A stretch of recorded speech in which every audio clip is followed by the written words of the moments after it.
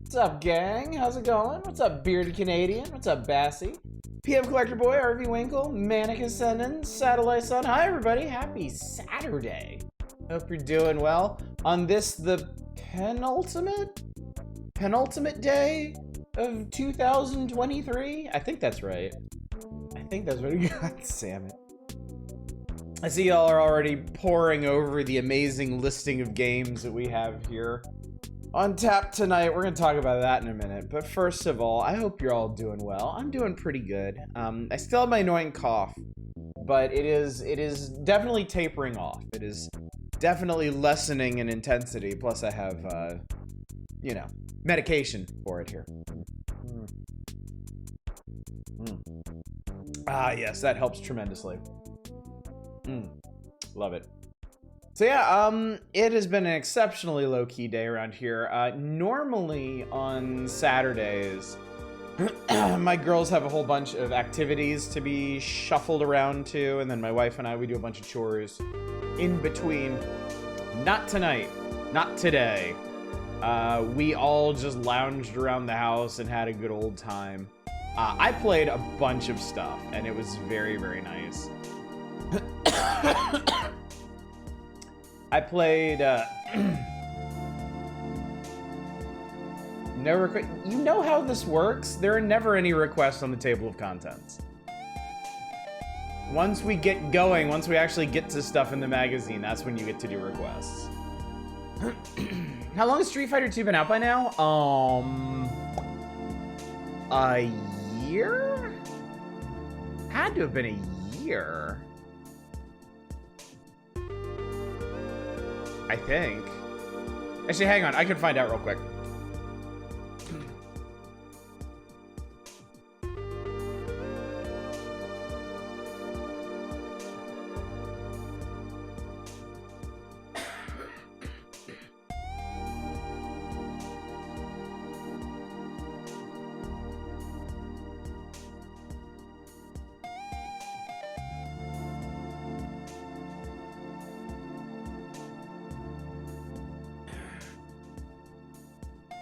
Okay, the cover feature for Street Fighter 2 was July of 1992. So the cover feature for Street Fighter 2 Turbo was 13 months later. See, I was hoping to request the Rocketeer. It's over on the left-hand page and on the table of contents. Oh, what a shame. Isn't that just awful? Oh, well. Well, better luck next time. Maybe it'll be on the letters page or something, or maybe some idiot will ask about it in Counselor's Corner or something. What's up, Fury Fighter? Didn't mean to get... No, it's fine, it's fine. I'm always looking for an excuse to go over to the actual physical library of Nintendo Powers over there. I should, if I was smart, I would have it behind me, but I don't have place for another shelf back here. It'd be a bit mean to have a shit ton of activities on New Year's Eve. Yeah, definitely. I'm glad. I am very glad everybody like took breaks and wound back between Christmas and New Year's, and it's been really nice. So I played a whole bunch of Timberborn, which, if y'all will recall, I streamed a long time ago on a variety night. It's a technical city builder where all of your citizens are beavers. And it's the post-apocalypse, and humanity didn't survive, but beaver-manity did. And you gotta help them rebuild, and it's really fun. I'm finally getting into it. Finally understanding what I'm doing. Finally damming up rivers and stuff. Weren't they really stupid? No, they were not. The AI in Timberborn is just as smart as it needs to be. It's a very straightforward colony builder. You don't even have to like assign people to jobs or anything. They just pick them up. Was it not you said one of them could be standing next to water and dying? No, that was definitely not me.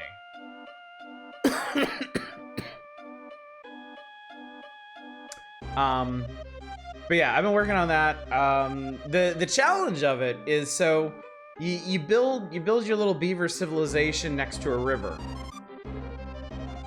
And every couple of seasons there's a drought. And when the drought rolls through, the river dries up, and all of your crops and stuff stop being irrigated, and more sensitive crops can die off. And obviously, if you don't have enough water stockpiled, everybody dies. But since you're beavers, you can dam the river, and you actually have a lot of different options, like for building stuff across rivers. So I've got a pretty good start, but the droughts are getting longer, and my civilization is big enough that they can drain that river pretty fast, even after I dam it up. So I'm gonna have to look for some alternative means to keep them hydrated.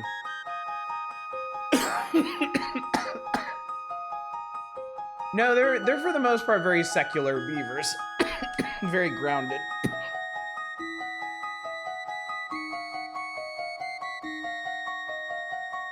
Waiting on the full release of Wandering Village. Oh, I'm glad you mentioned that, PM Collector Boy. That's a game that I wanted to check in on. I might actually, since you mentioned, I'm gonna take a look.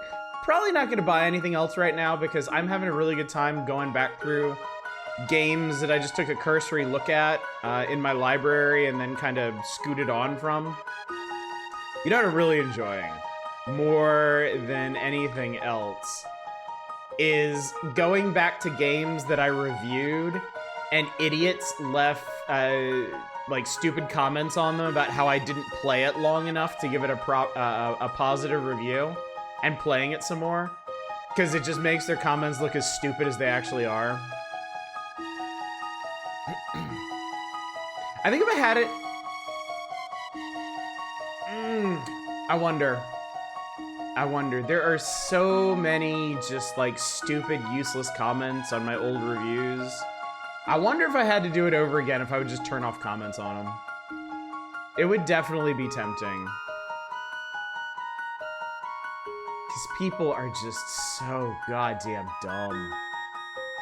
And they're really extra super stupid about reviews. I can't tell you how many reviews I have on something, like, where I played it for, like, 10 hours. and multiple dipshits will roll up in there and be like, wow, only played it for 10 hours and positive review. Like, yeah. And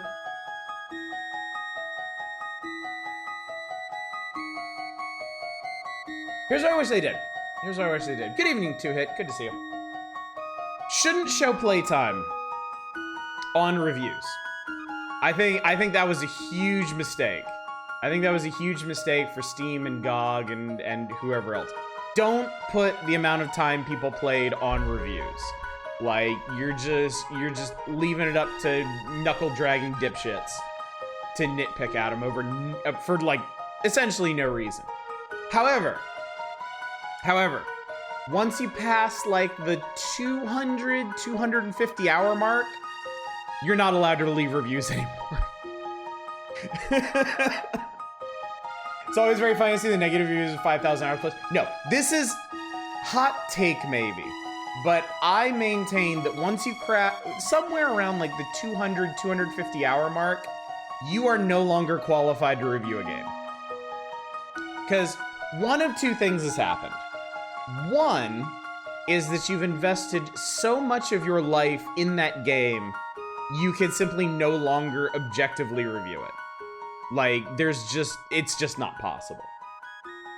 The other thing that probably happened is that you enjoyed that game for 1,000, 2,000, 3,000 hours, and then something happened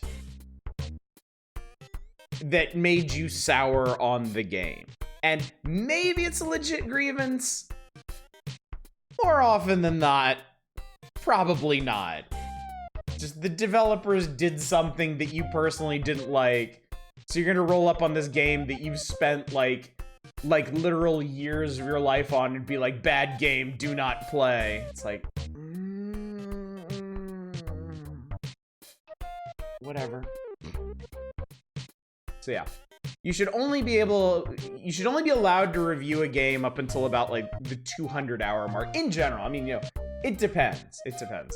Obviously, a little indie game that's only like an hour or two long. Once you, like, if you spent like 50 hours in that game, you've probably flown too close to the sun on that one. But I think in general, multiplayer games, MMOs, once you hit the 200 hour mark, like, nobody should listen to you anymore.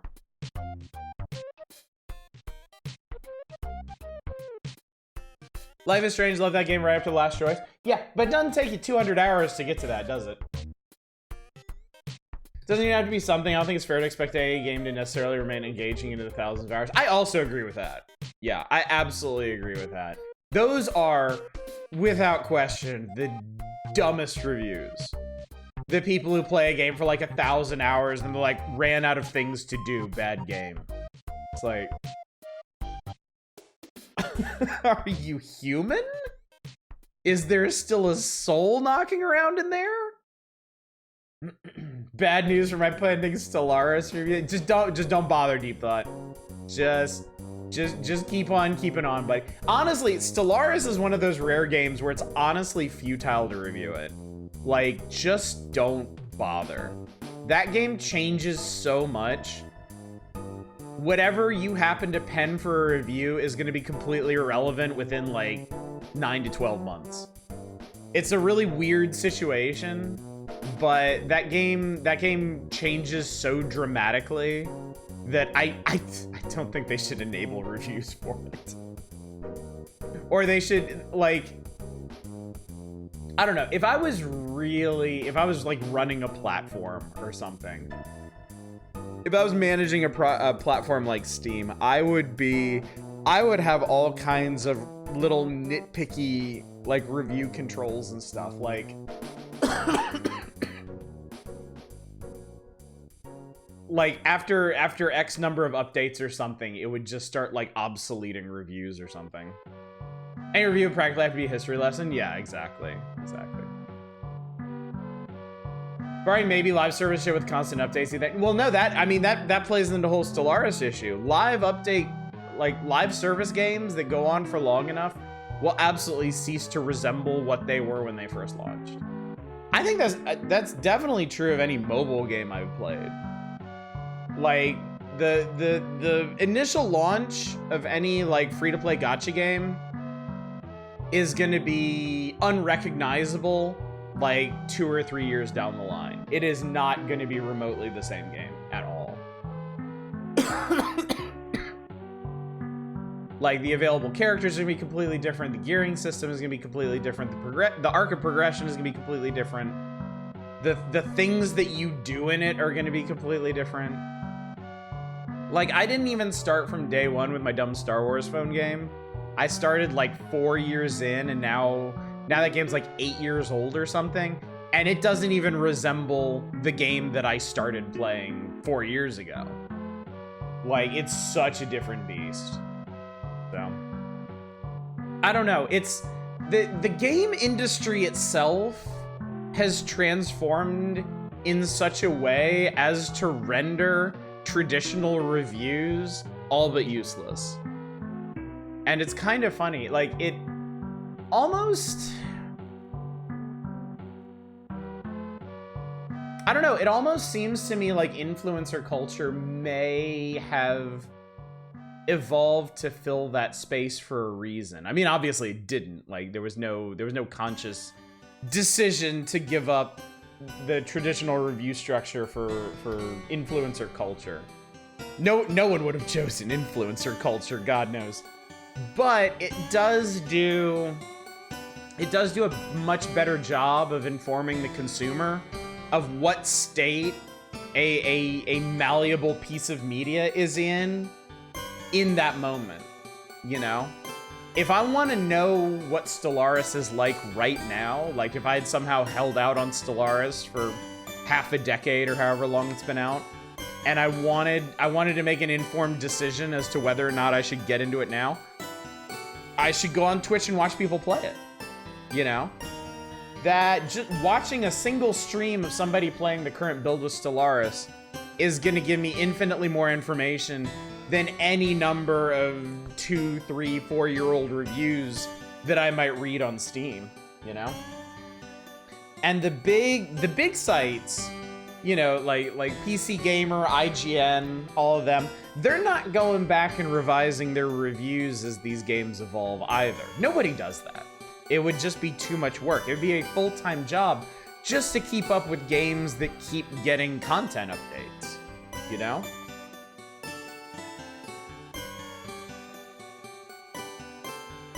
Honestly, even something like like Hollow Knight, like launch day reviews of Hollow Knight are not going to be accurate to the product that you get because they put so many free updates in that game. Same with like Dead Cells. Games that you wouldn't expect to be like dynamic and ever-changing. Fucking Terraria. Oh my god. Does Terraria even remotely resemble the game that people reviewed in the first year or two of its existence? No, not at all. It's insane. What's up, Hello Katie Joey? How you doing tonight? Thank you so much for the raid. I've had a lot to drink tonight, so I'm just rambling about Steam reviews and live service games and stuff before actually dialing back to the halcyon days of August 1993. I need to be saved, Siraxo. It's true, it's true. Well, I suppose we could start talking about it. I mean, we're like 20 minutes into the evening.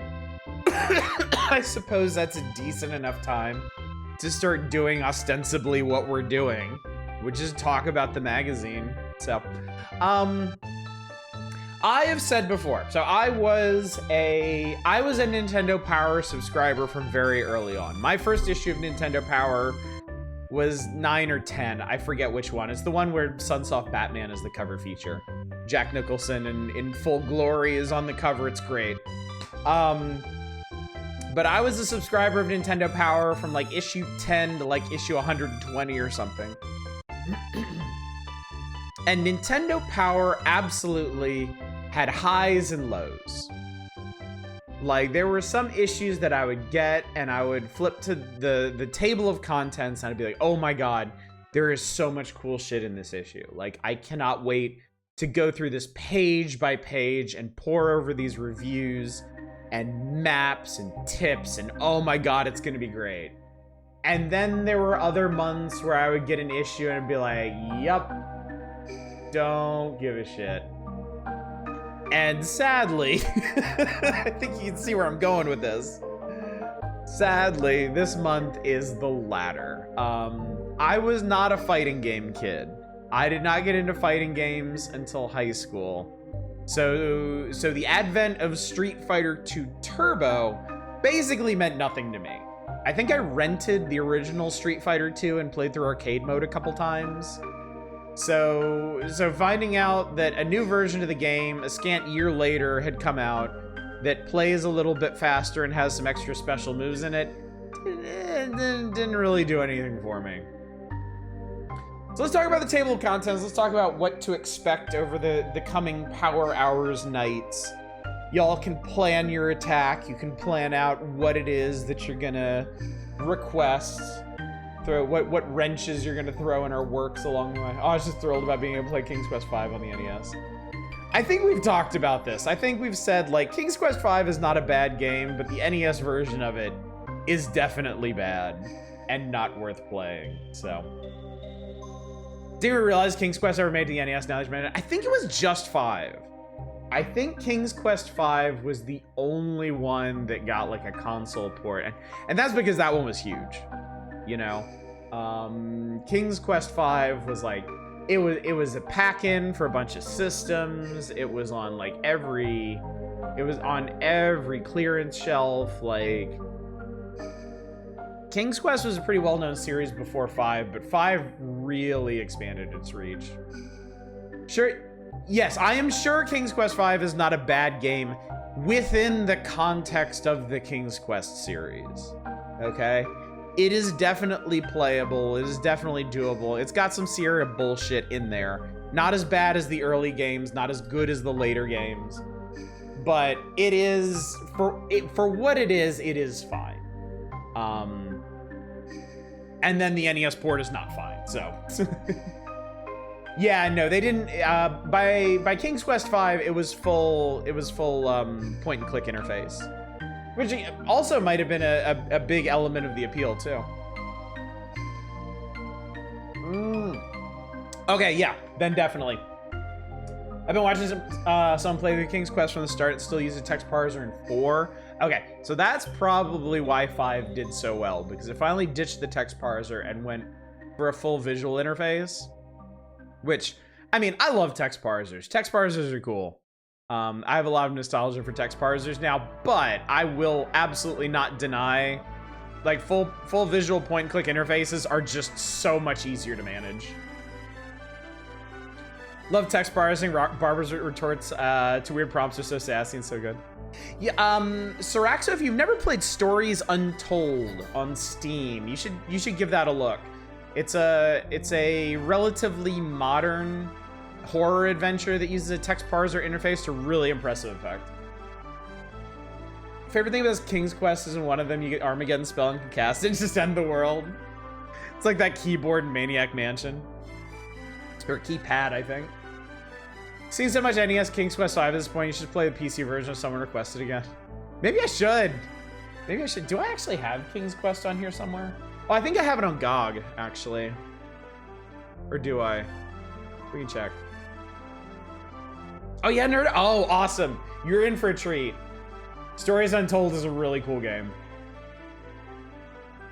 I like text parsers once they pause the game. Trying to type while the game is happening around you was rough, yeah.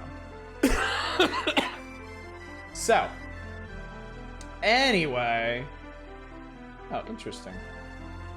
I thought this sounded familiar, and it's adjacent to what I thought it was. Anyway, so what do we got to look forward to in this issue? Well, we got a nice, thick Super NES breakdown. Street Fighter II Turbo obviously taking the top honored slot. Zombies Ate My Neighbors is like the one highlight from this issue, if you ask me. I have the physical version of this game. I genuinely like it. It's got some bullshit. It is a poorly balanced game, but it's also a lot of fun to play through. I think if anything is gonna arrest our attention from this issue, it'll be Zombies Ate My Neighbors. Alien 3, I have no hope for. I have not played a good version of Alien 3 yet. Goof Troop was fun. We have actually played Goof Troop already. I forget how it or when it showed up for request, but we played it a bit, and it's got this neat sort of low-key Zelda puzzly thing going on with it. It's nice. But Goof Troop is gonna swing and a miss. We have played this one before, and it's actually better than you would expect. Subwoofer Cellophant. Liked Alien 3 as a kid, no idea if this is actually worth a damn. I can't remember. I don't think we played the Super NES version. The Game Boy version is ass. It is complete and total ass. The NES, I believe the NES version of Alien 3 is playable. Does it play it? Yes. Okay. I can't believe I still have to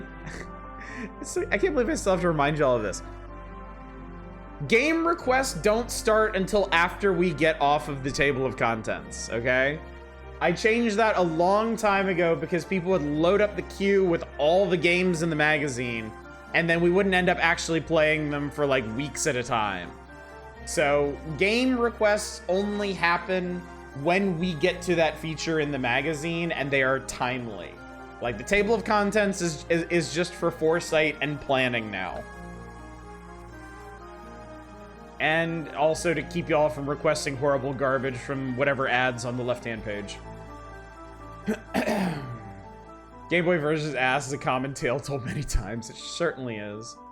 Remember seeing an Alien game, one of the ones for Genesis on TV in the game shop as a kid. Saw multiple chest bursters back to back. What I assume was a cutscene. It's pretty gnarly even in pixel. Oh, I bet. I bet. Pixel art, one of the beautiful things about old pixel art, even if it wasn't very detailed, it could be very evocative to the young imagination, you know? Sometimes like your brain will fill in the gaps of a particularly low resolution presentation and make it more vivid and more horrifying than the actual graphics of the time ever could. It's really neat. Alien 3 and Genesis is just okay. I wonder how close it is to the Super NES one. And then there's Nigel Mansell's World Championship, which I guess is a car racing game. Car racing games on the Super Nintendo have been incredibly hit or miss. Like, sometimes they go in on the Mode 7, and it's pretty cool. Other times they try to do some top-down shit or some outrun style shit, and it just, more often than not, just doesn't really work. F-Zero and Top Gear are the two really solid racing games on the Super NES so far. And Super Off-Road, I guess. I have a soft spot for Super Off-Road. I played in the arcade. Gotta get those Super F... Oh, God. Oh, God. Stunt race. You know what? No, you know what? It's fine. It's fine. I will just download a ROM hack for Stunt Race FX, one that actually makes the game run at more than 2 frames a second, and it'll be fine. And then it will play like my brain remembers it played from my childhood. Because again, a game that ran like total garbage, sometimes as a child, like your brain would just fill in the gaps because you didn't really know any better. Quick aside, when I was a kid, I had a 486. I think we had a 486-75. I think it was an upgraded 486. And I used to play X-Wing and TIE Fighter on that, and it ran like a dream. It was great, you know. It was all kinds of smooth swooping in and out of capital ships, blasting Imperials or Rebels. That was fantastic. My friend in school was also a big fan of TIE Fighter, but he said he had a really hard time with it. And like, I came up on X-Wing. X-Wing is just straight up unfair in some of his missions, right? So by the time I got to TIE Fighter, I blasted the whole way through that campaign, no problem. It was great, right? Were the X-Wing TIE Fighter games wireframe like the UK? No, they were not. They used a janky sort of full 3D. They weren't like Descent. They were like pre-Descent. I forget how exactly they did it, but they basically had 3D spaceships. They managed 3D untextured spaceships. I went over to my friend's house to play, and I was like, you know, maybe I could help you play TIE Fighter. Maybe I could help you get past mission you're having trouble with. They're like, okay, cool. So we go in, and he starts up a mission, and it is a fucking slide show. This is running at like 4 frames a second. I can't tell what the Christ is going on. So this dude's computer, like, just could not handle all the graphical intensity of TIE Fighter. That was his issue. Like, the game was like straight up unplayable, and bless his heart, he was trying his hardest to make it work. And I was like, nah, dude. Nah, dude. So, but kids will put up with whatever they have to if they want to play a game. Garage shading, okay. Had TIE Fighter on some PC game bundle, includes several other classic Star Wars PC titles, X-Wing. Only ever played Dark Force in the demo version. They included Jedi Knight. Oh yeah, Dark Forces to this day is one of my favorite Star Wars games. I absolutely adore that game. I did a full playthrough of it a couple years ago, and I'll probably do another one when the Night Dive remaster comes out. If you didn't know, Night Dive Studios is working on an official remaster of Dark Forces that I think is supposed to come out in 2024. Hopefully early in 2024, because I would love to play that shit for May the 4th this coming year.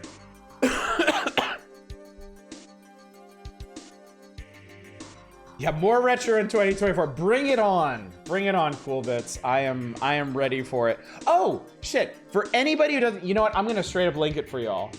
Because this is extremely topical if you've been following our full playthrough. Currently. Here we go.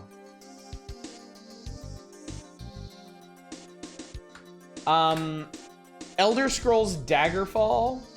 Somebody has been working on a Unity source port of Daggerfall for the last, I don't know, infinite span of time. Finally hit their 1.0 release. I grabbed it, downloaded it, got it all installed. Definitely gonna play through that sometime. It's pretty exciting. Love it. Dude, I love projects like that too. They're so interesting, and I have nothing but the utmost respect for the people that spend their own personal time on these non-profit projects to keep these old, classic, influential games running in the modern era. So yeah, everybody, please go download some Daggerfall Unity and play some free Elder Scrolls, won't you? I love projects like that in theory, but Daggerfall. Well, I think that's a big thrust of this particular project, Worst Elephant, is they're trying to take a lot of the oof out of Daggerfall. So anyway, keep that in mind, chat, because we have finished the main storyline in Morrowind, and coming Monday we're gonna be working on Tribunal.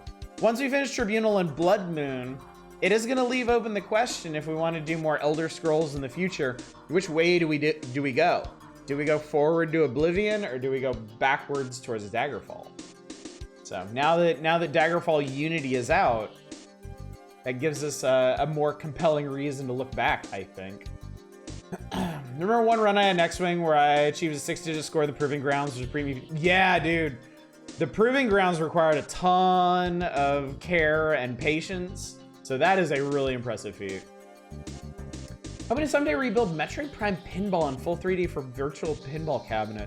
Might also settle for cobbling together some kind of BizHawk enhanced version. Dude, that would be awesome. That would be really, really cool. Metroid Prime Pinball was that a GBA game? A full 3D treatment of that would be, oh, DS, okay. Cool, yeah, a full 3D treatment of that would be really, really cool.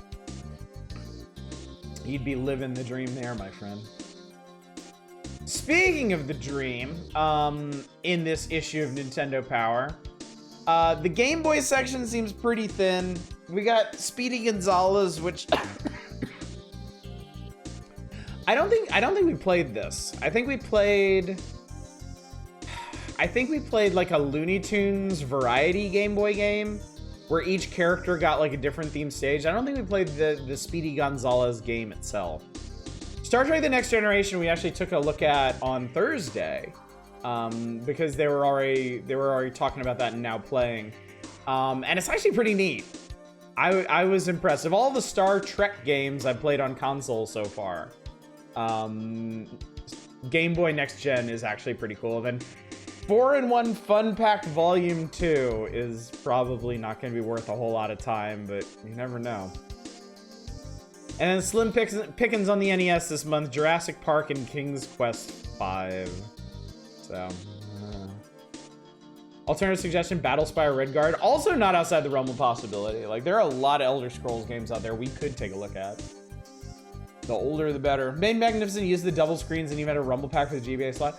It occurs to me, yeah, on DS would be particularly well suited to pinball games, because you could show like twice as much of the table as a normal console could. But Jurassic Park NES was okay. We will see. We will see. I've never tried it. I don't know how closely it hews to SNES or Genesis Jurassic Park. Weren't that many surprising? That is surprising. And unfortunate. NES, Genesis, and SNES Jurassic Park 3 vastly different games, I believe. Yeah, I'm with Siraxo. I believe you're right. Sure, no one will make you play King's Quest V. I'm sure of the exact opposite of that. I am extremely confident some deranged individual is going to request King's Quest V. On the flip side, though, we won't be getting into King's Quest V tonight. I think we may get through the entire Super NES section tonight. It's going to depend heavily on Zombies Ate My Neighbors. I can get really absorbed in this game. So I think it's going to depend a lot on how much I'm enjoying it and how much y'all are enjoying it. As for the rest of the magazine, we got the usual Nestor's Adventures, classified information, Counselor's Corner, next issue, now playing Pack Watch, blah, blah, blah, blah, blah, blah. The one special feature that I'm covering up right now, you can see down there, is some special feature called the name of the game. And I think I know what this is. And if it is what I think it is, this is going to be a golden opportunity for some of y'all to request some genuinely good games and some corner case bad games. I remember this being a particularly interesting feature for me as a young child. I don't think anyone will request Zombies Ate My Neighbors. We all know about it. You know what? I'll go ahead and put it out there. Nobody has to request Zombies Ate My Neighbors. I'm going to play that one of my own volition because I like it so much. SNES had top-down gameplay with a few Ray Marshall. Oh yeah, the FPS sequence is very Wolfenstein-y. I remember those being interesting the one time we tried the SNES version of the game. Anyway, I'm going to turn the page. And with the turn of the page, I will enable requests. As a quick reminder, if you see a game on the page, you can request it. If somebody in one of these letters, like this person in this incredibly long letter right here, mentions Blaster Master, Final Fantasy Legend, that's all fair game. You can request that. Ostensibly, the requests are for whatever game is being featured. Like once we turn the page and get to Street Fighter 2 Turbo, if you really want to see me get my ass just manhandled by M. Bison once again, you can totally request that. But you're welcome to get as creative and conniving as you want. As long as the name of the game is on the page, you can request it. So what the hell is David Landers on about this month anyway? Reading players polls, very first issue, front and sit down right, about what a 47-year-old truck driver would like to see in a future issue. Hasn't been able to beat Blaster Master yet. Understand there's another Blaster Master coming soon for Super NES. Well, that obviously didn't happen. Interesting thing to hear about. M&M Bison stands for Manhandler, a little known fact. Funny thing happened to me out in the cold one night in the middle of nowhere. I was playing Game Boy at about 2 a.m. I was just playing Final Fantasy Legend that got my goat. Took the Game Boy, jumped out of the truck, placed it on the front tire.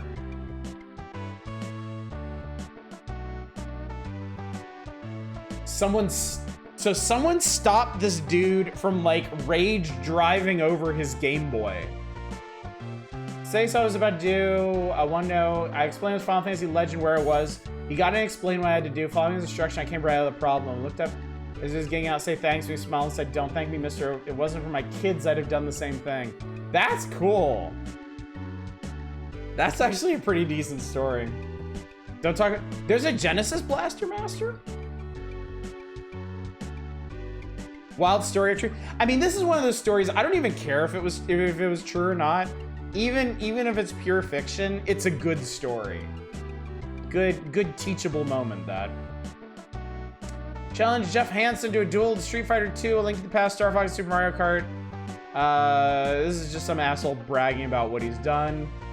I wanted to write because I wanted to congratulate you on your terrific success on Star Fox and the Super FX chip. Yeah, good for you. So this picture here, 5-year-old JT Long apparently wasn't too excited about having to have his Super NES sent in for repair. You have a 2-year-old brother like steer around, you never know what can happen. Apparently they put pennies in the control deck. I don't know how that would have screwed up the system. Unless it like completed a circuit or something.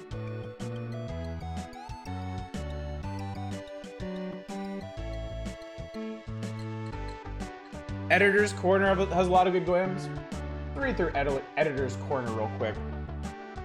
If I can speak, Jesus Christ.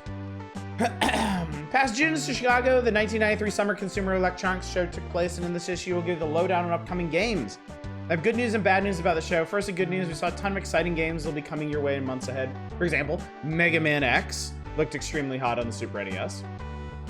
Acclaim's NBA Jam, Dunkaroo, and Bugs Bunny Rabbit Rampage from Sunsoft. That's gonna be a cover feature. You didn't know. I rented that game. TMNT Tournament Fighter from Konami. Secret of Mana from Squaresoft. Okay. This isn't really a secret. I just haven't mentioned it before.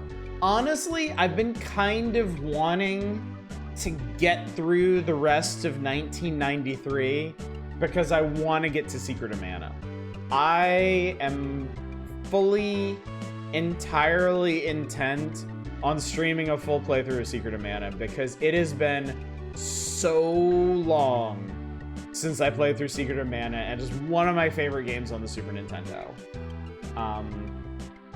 And it fits with everything else we've done. We played Final Fantasy Adventure, aka Seed of Mana, and we've done a full playthrough of Legend of Mana. So, Secret of Mana is the natural progression from that, right?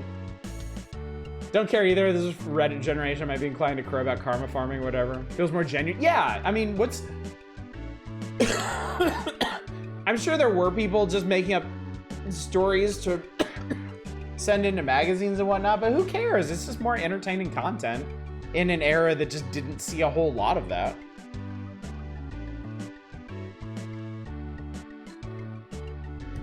So yeah, I am very, very excited for us to get to Secret of Mana. I think it'll be by the end, either the end of the year or the beginning of 1993, 1994. I forget when exactly. Also says you have Forsaken, Densetsu 3, so that's another, but yes, I have the Trials of Mana remake on Steam, and I would love to do that one too, but I would, at this point, I would really like to run through Secret of Mana again before playing Trials. Because I've never played Trials, and I've heard it's very, very good. So, someday, oh boy. All right, Chad, I will not rob you of any of this incredible key art. Just, oh God, just like let it wash over you. Legend of Mana, also. Manic, did you miss our playthrough of that? I've streamed a full playthrough of Legend of Mana. Dulcine's position is like, okay. I mean, on the one hand, yeah. On the other hand, I mean, he might just, you know, if you're gonna set somebody on fire, you might as well start with their junk, right? Like, you get your forearms set on fire, you get your chest set on fire. I mean, some guys out there can tank through that. You get your dick set on fire. I mean, that round is over. Dhalsim charges extra for that.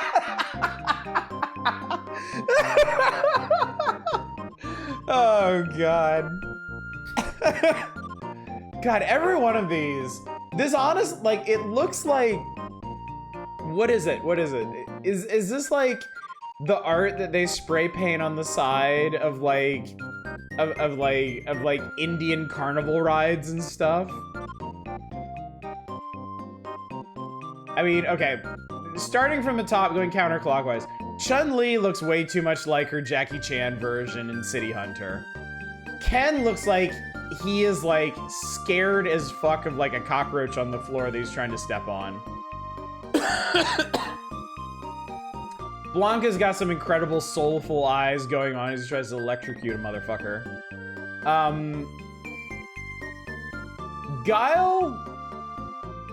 Guile looks like a grown-up Macaulay Culkin if he had gone into bodybuilding. Vega is fine because he's wearing a fucking mask, and you can't really fuck up a mask. M. Bison looks like some kind of office middle manager dressed up for Halloween. Balrog actually looks good. Like no lie, Balrog actually looks human as opposed to Mike Tyson, upon whom Balrog is based. Ryu is very unfortunate. Just very unfortunate. And my God. Zangief is like hulking out over here. He could just like crush Ryu's head like a grape. And then we've already been through the whole Dhalsim E Honda Sagat situation with junk under threat. Code for this, you need to do 10-star speed. Power on SAS, wait till turbo logo flashes. Quickly press down R up LYB on controller 2. Speed may now be set to the 10-star level. Chun-Li is all in on growing out bangs. I don't think it's definitely not working for her, yeah. Song from Tengai Makyo Zero. Yeah, was it this one or was it the last one? No, that was not Tengai Makyo Zero. That was Kawa no Nushitsuru 2. Fishing game.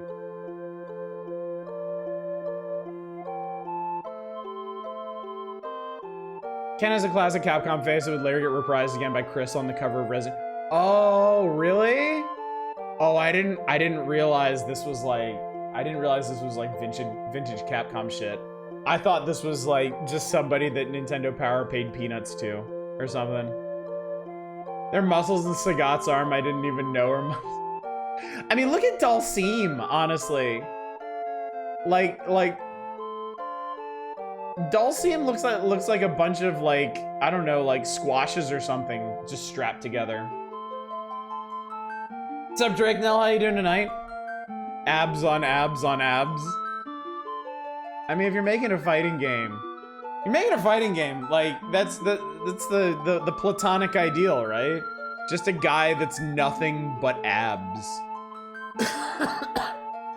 Hi, Arcane. Sorry, buddy. I was too absorbed in your Capcom knowledge. Cough has gotten worse, otherwise just oversleeping. Oh, well. Sorry to hear that, but hopefully it gets better soon. Ribs on ribs on ribs. I'm pretty sure Zangief is rocking more abs and attendant abs than any human could possibly manage. Street Fighter 2 Turbo with 10-star tube. All right, you know what? Let's go ahead and fire it up. Like, we don't really need to read through the feature for this. It's Street Fighter. I know. So the characters all have additional moves and whatnot. Oh shit! Wait, I need another controller. We're gonna do this. We'll use you, I guess. Come here, you. There we go. Okay. See if I make this work. Wait until the turbo logo flashes. Down R up L Y B. Okay. Down R up L Y B. Okay.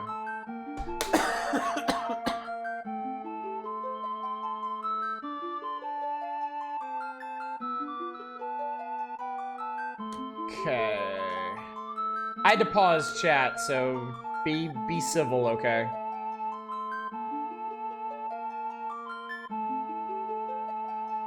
Street Fighter 2 Turbo, okay.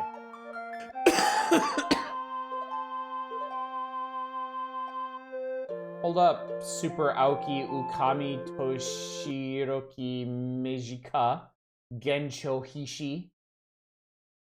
The Super NES soundtracks I use now tend to use a lot of Japanese games, Super Famicom games now.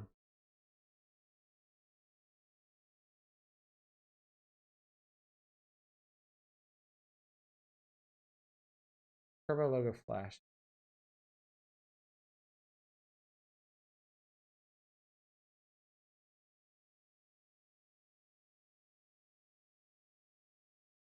I don't know if that actually did it, but let's find out.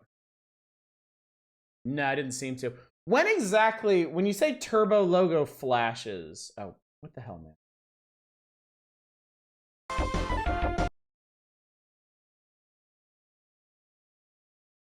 Wait, what's going on here? Not a digger or read. I wonder, does your wife or children ever correct your Japanese pronunciation? Yes, they do. Can you hear this, by the way? Can you hear the game? Okay, good. Well, not good, but it's odd.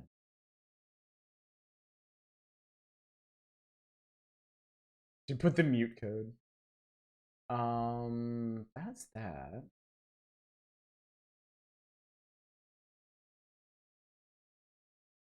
Heard it briefly.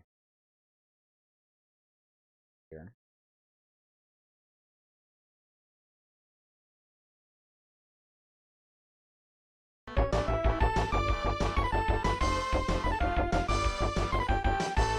There's a second of music there. So that's it.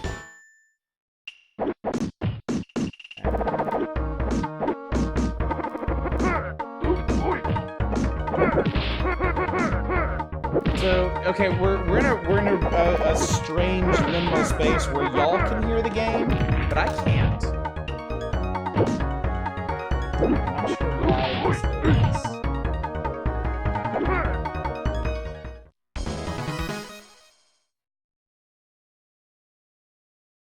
Pretty loud, right? Yeah, I can see it on the levels. I'll pull that down a bit. It's not it's because it's not supposed to be feeding directly to y'all.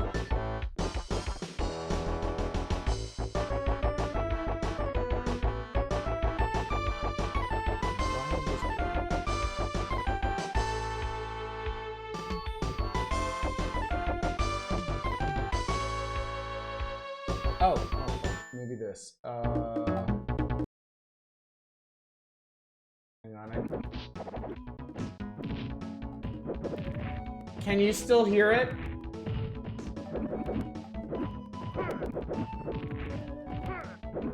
Now you can't hear it. You. Okay, cool. Cool. All right, I found the option that I needed. Now instead of piping through the Elgato, now it just goes straight to desktop. Okay, perfect.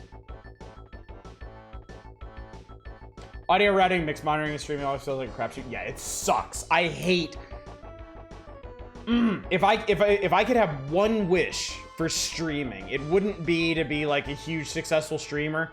It would just be for audio shit to work. That's honestly all that I want in my life. If I never had to worry about audio shit again, I would be so happy. With Street Fighter is against the black background and during that turbo animation for full title screen. Okay, cool. Let me see if I can do that. Let me see if I can do this. Tiger, you're gonna be hearing a lot of that shit. I tell you what, down R up L. Ring.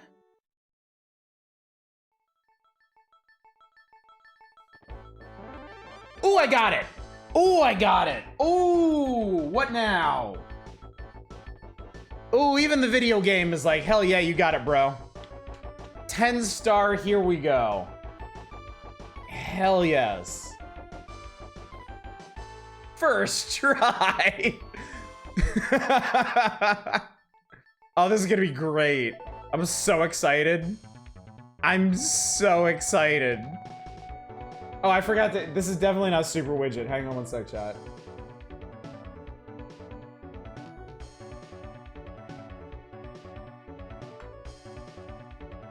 There we go.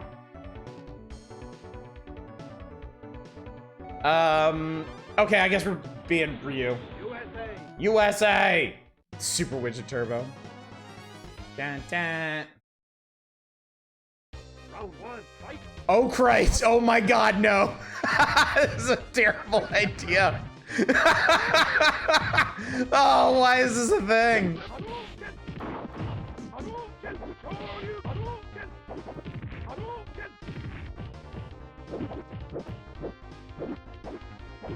I can't fucking. Oh God! Oh Jesus! No! Oh my God! I actually won that round somehow. Oh my God! Look at him!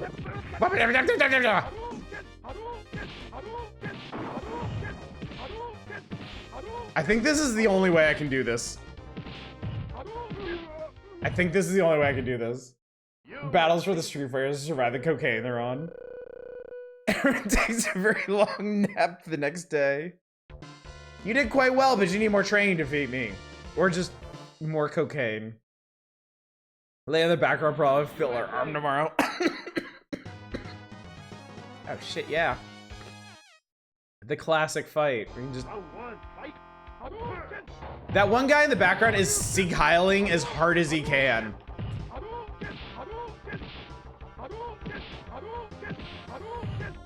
Boy, thank God they're just stupid as shit. Does the 10-star code make them really dumb? Nosebleed wasn't for the punching.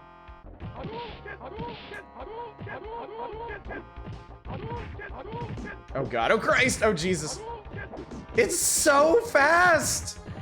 How is this even possible? How can the Super NES render at this speed? I was completely unaware this was possible.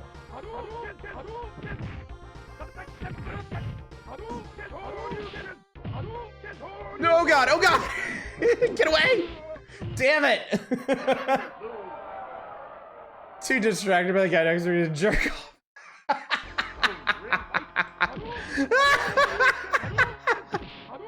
He totally is too, my God.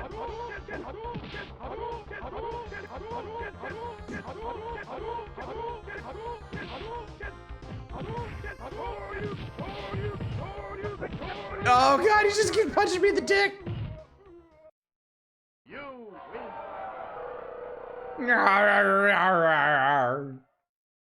You're so fast that Hadouken only has 4 frames. Did quite well, but you need more training to defeat. Oh, he just says the same thing every time.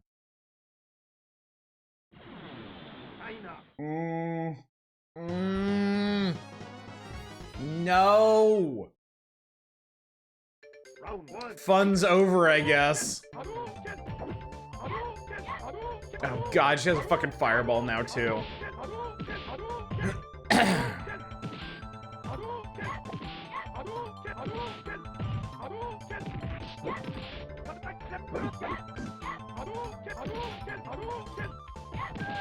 Hey, I did it!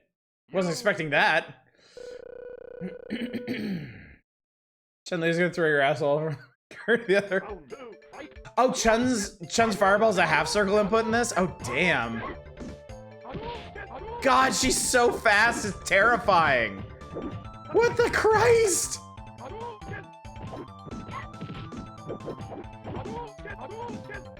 Oh, my thumb hurts so much, chat. I am not used to doing this anymore. Ugh. Oh God! No! Splat. Chickens want to move well. Be able to shoot fireballs definitely is cheating. Round 3, fight.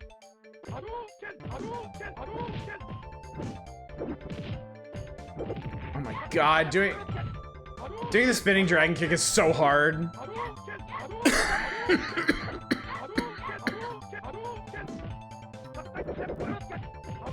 It goes so fucking fast.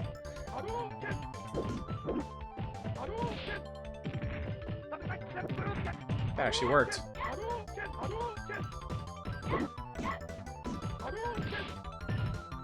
Ah! What the f— oh, time up. Holy shit, I actually won that. Voice should be pitched up for this. Ah, Christ.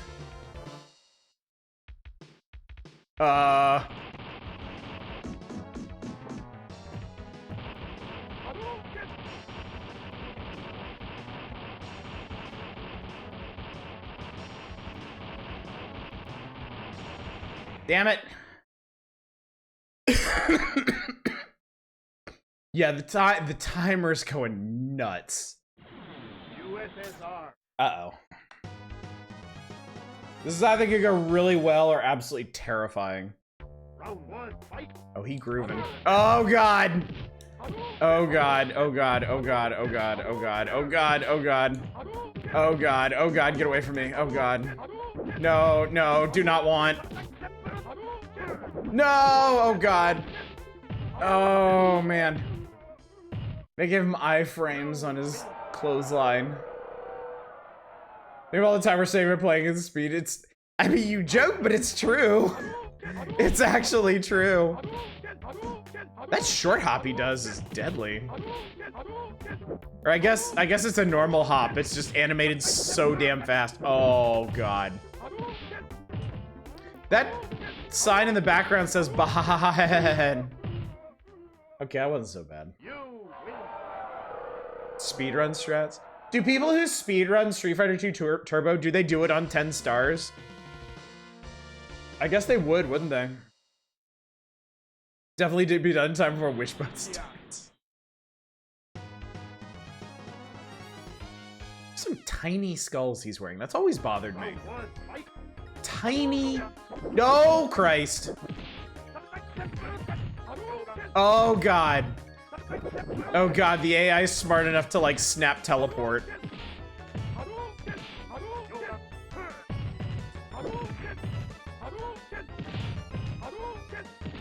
Well.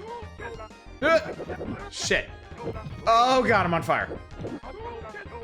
Oh, my God. Jesus, that was terrifying. 10 stars just for the memes. Just so the teleport need less flames. Oh god. Oh lord. Yoga, yoga, yoga, yoga, yoga, yoga, yoga, yoga. Wow, that's— oh my god, that's really scary.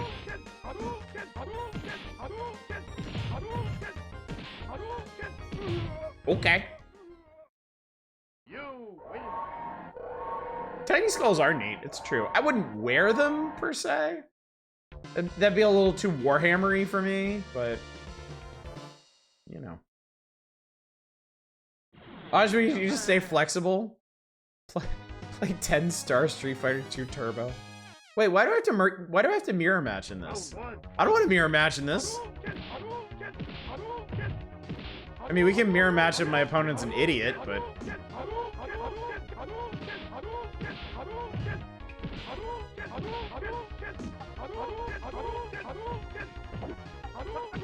okay. Good luck with the dropping barrel bonus stage.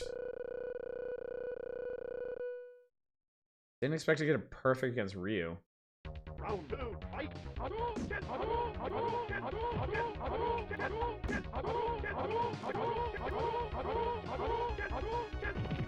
Ah, yes, the true Street Fighter experience. Oh god. Oh, he doesn't like it anymore. Street Fighter has a plot? It does, actually. You can believe it.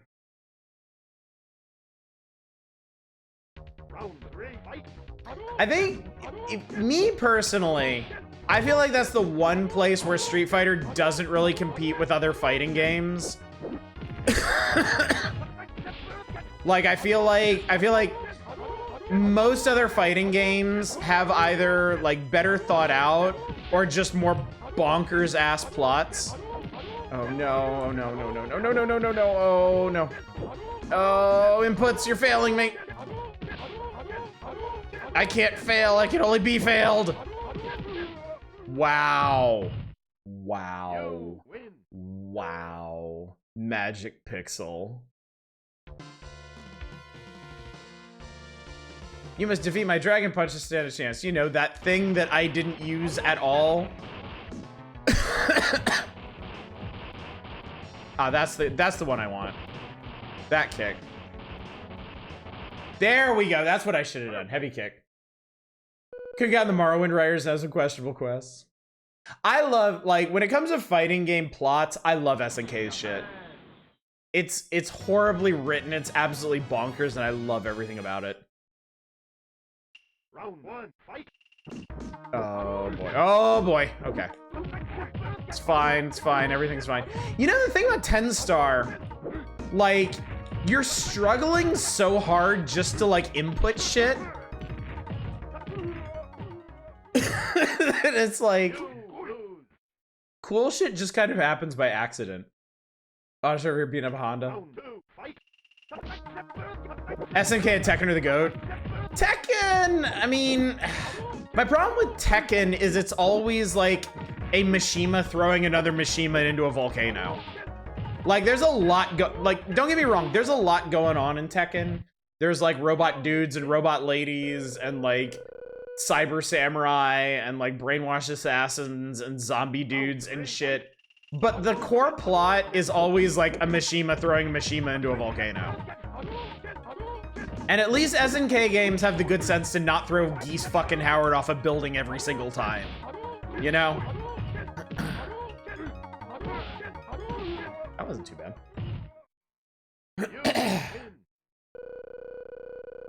Oh yeah, the hand slap at 10 stars is like acid. It's horrible. And Soul Calibur loses because of how eagerly it is to have a coherent storyline. Yeah. That is why. Brazil! Trigo Bloody Roar. Yeah, it's always gonna be like SNK, and I think specifically King of Fighters. I love the storyline in King of Fighters. It's so bad. It's so dumb, and I love it.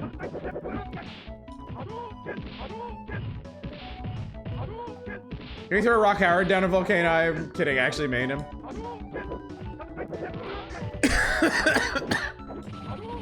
Fan favorite Rock Howard? No, nothing is happening to our golden boy. Block and roll is so intense at 10 star. I mean, this must be like 10 star speed, 1 star difficulty or something.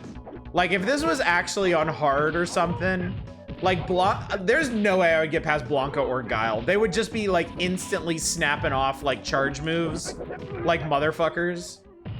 Like it'd be no contest. Okay, but hear me out.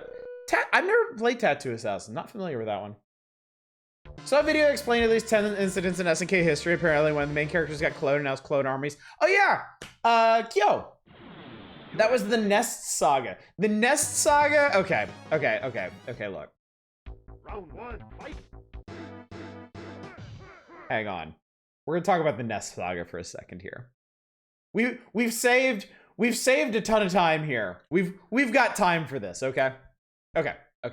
This is important. This is important. Okay. So, starting with KOF, I think 2000. There's a paramilitary organization in the King of Fighters universe headed up by the dude Hydern, and his daughter Leona, and the guys from Ikari Warriors, Ralph and Clark. Right? They're investigating this like mysterious military organization, right? Who's backing the current King of Fighters. That's the big thing. The King of Fighters tournament is a tournament that happens every year, right? Except it's always put on by some different mysterious benefactor who has some sort of ulterior motive, okay? This year, it's being put on by the Nests organization, led by this dude named Chrysalid. Chrysalid is a modified clone of Kyo Kusanagi, who's the main character of the King of Fighters series, right? But he's not the only one. Oh no. Oh god, no. Oh Jesus Christ, no. There's also K-Dash, who is a clone of Kyo Kusanagi who went bad and went rogue and formed his own team to do shit. And then there are literal thousands, I am not kidding, thousands of Kyo Kusanagis that have been like sprinkled all over the globe that Nests is going to activate to take over the world. However, they cannot activate these clones without battle data garnered from the matches of the King of Fighters tournaments. Thus, why Chrysalid has put on the tournament for the year 2000, because he needs people fighting and he needs to absorb their battle data. So, when the winning team finally reaches the end of the tournament, they have to fight Chrysalid himself, who is wearing some kind of like cybernetic sensor suit. And so when they kick his ass, it actually like feeds battle data into their computer and sends it out to the Kyo Kusanagi clones of the world and prepares to activate him. So how are they going to solve this dilemma? By kicking Chrysalid's ass even harder. So that's the final battle. Chrysalid like sets his fucking pimp ass cloak on fire, and you can see he's just like a bondage daddy underneath. And then you have a big old fight and you kick his ass. Well, you probably don't, because he's an SNK boss and he's total bullshit. But when you do kick his ass, then the mysterious like Nest lords who have entrusted all this whole process to Chrysalid are like, you have failed us. We no longer need you. He's like, no, I can do it. My clothes are ready. And then they fucking obliterate him with an orbital laser. That's King of Fighters 2000. That's it. That's all you get. King of Fighters 2001 picks up from there with another tournament where everybody's kicking each other's asses. And, okay, I actually have to look this one up because the final boss is a clone again, but I literally can't remember who he's a clone of. Hang on 1 second. Oh, wait, there wasn't a 2001. There was a 2002. Was this it? Come on, where's the story? Come on, you have to have a story section. God damn it, they don't have a story section. Wait, am I wrong? Hang on. We're just gonna look at the franchise real quick. This is it. Chat, this is important. Okay? No complaining. This is important. Oh no, two. Huh, okay, so the one I was actually talking about... Okay, my bad. The one I was actually talking about was King of Fighters 99. That's the one where you fight Chrysalid and shit happens at the end and whatever. Okay, so that means 2000 is the one that I'm trying to think of. 2000 is the one... How does this one go down? Plot and characters. Alright. Ikari Warriors investigating the objectives of Nest. A bunch of other people join K-Dash and them and stuff. Oh, this is when they introduced Kula. Kula was like, I forget if she's a clone of somebody or if she's just constructed. The whole thing about the Nest saga was like artificial people. Like they started with clones of Kyo Kusanagi and like K-Dash, who has like fire powers. But then when K-Dash left the organization, they were like, well, fuck that shit. We can't have this guy just running around. So they built Kula Diamond, who's this like spunky little girl with ice powers, because, you know, K-Dash has fire powers. Kula has ice powers, obvious, you know, counter to that. No.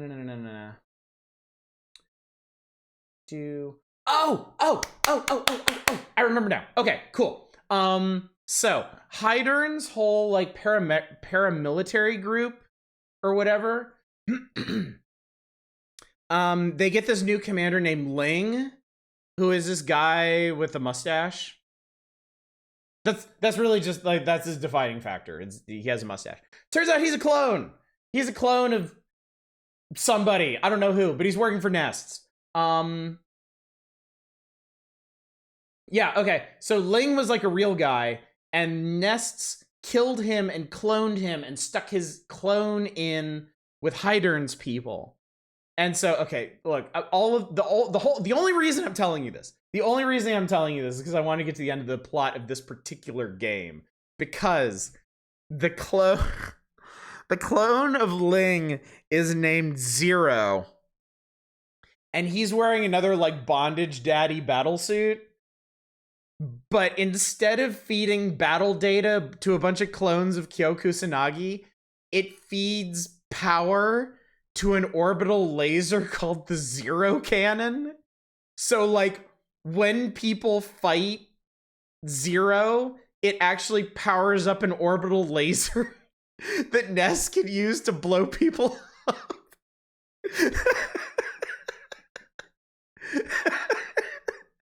And I think, hang on, let me double check this.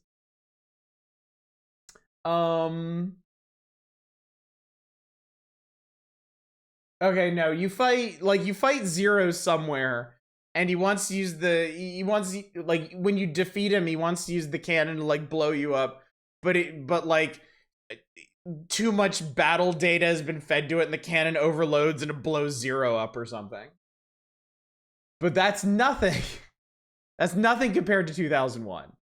Like, 2001 is insane. Alright, K-Dash and Maxima return. I'm just gonna read this shit. K-Dash and Maxima return to put an end to... Oh, Maxima's a cyborg made by Nests. He joined up with K-Dash, it's fine. Joined by Kari Warrior Team Whip and the Assassin Lin, and Nest sends their own team to compete in the tournament. Composed of Kula. Okay, oh my god. In 2001, SNK thought they could get away with putting the kid from Akira into their game and calling him K9999. They didn't. That was the only game he appeared in for legal reasons.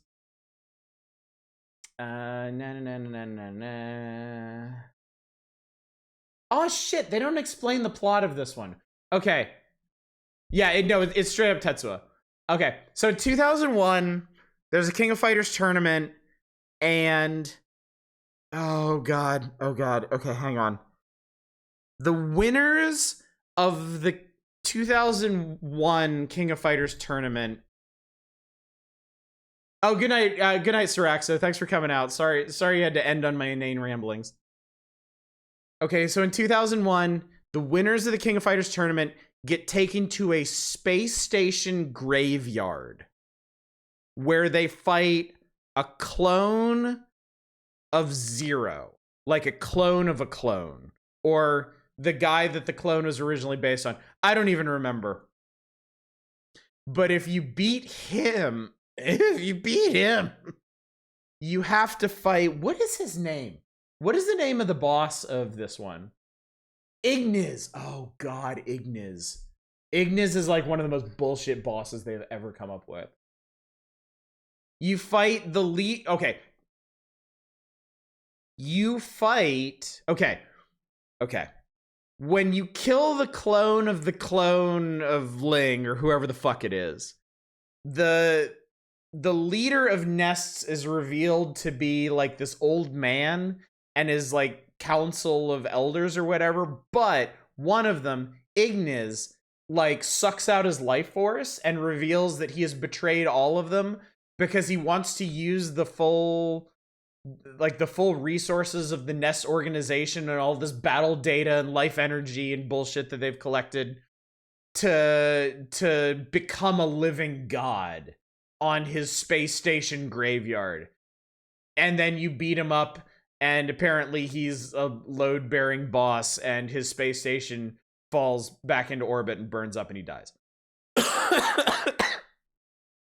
So that's the Nest saga, everybody.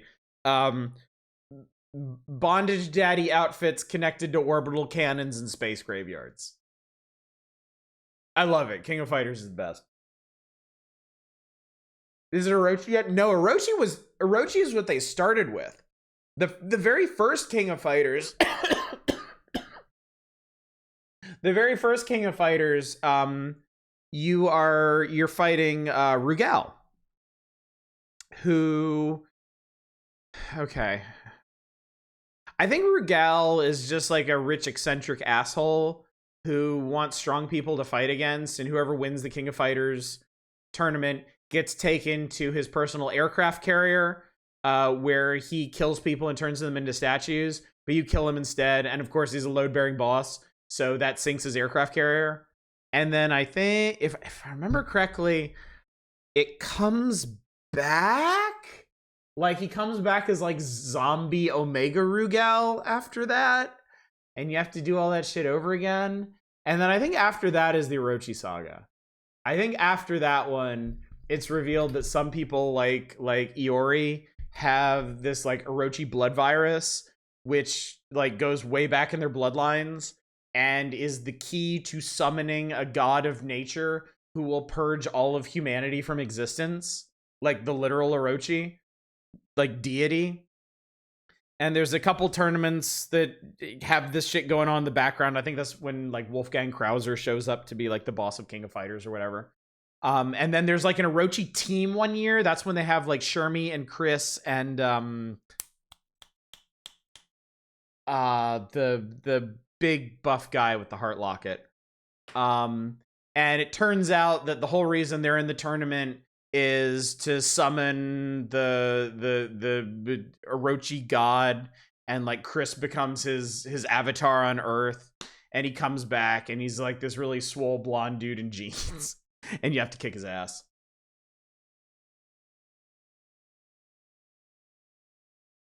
Thank you for the lore dump. I never would have guessed that SNK would have more wacky plot. Dude, this isn't even the craziest stuff. Like, after Nests is when it goes completely off the reservation. That's when it gets into, like, alien shit. Like, alien shit and, like, ancient gods and, like, a secret organization that they still haven't ironed out. Like, the whole Ash Crimson saga had, like, some secret time traveling brotherhood of demigods that they still haven't fully defined. King of Fighters 13 ends with you, like, opening a doorway to oblivion, and, like, a dark spirit of nothingness comes through and, like transports you to a dimension of pure death, and you have to push it back through the doorway so that it never ends up existing in the first place. KF 2006, that's Maximum Impact, right? Maximum Impact is really bonkers too. That's what happens because all this shit isn't already crazy. Yeah. So there's the Orochi Saga, which is probably the closest that King of Fighters ever comes to being, like, an actual semi-normal comprehensible story.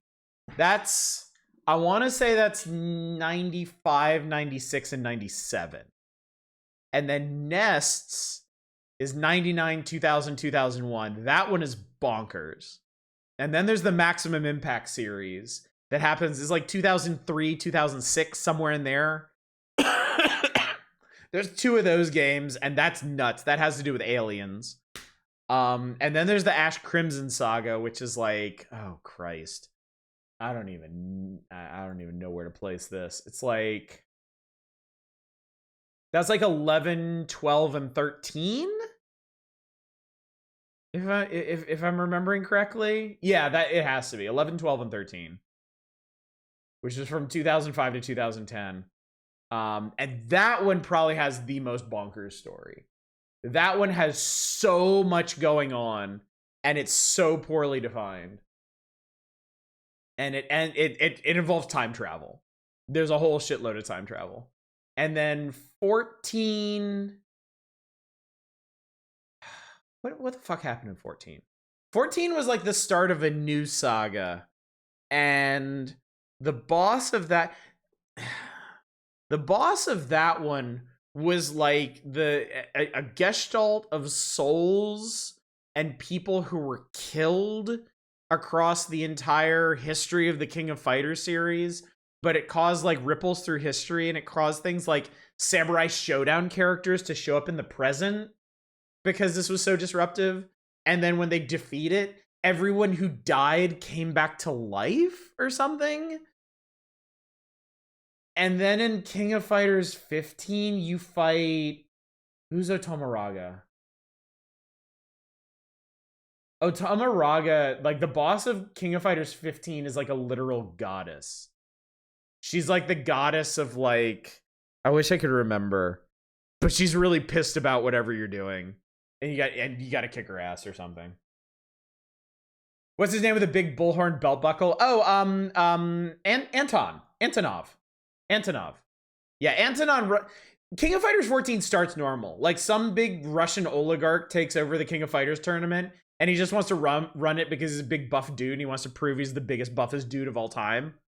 And everything runs completely normally, except for some reason there's Samurai Showdown people running around.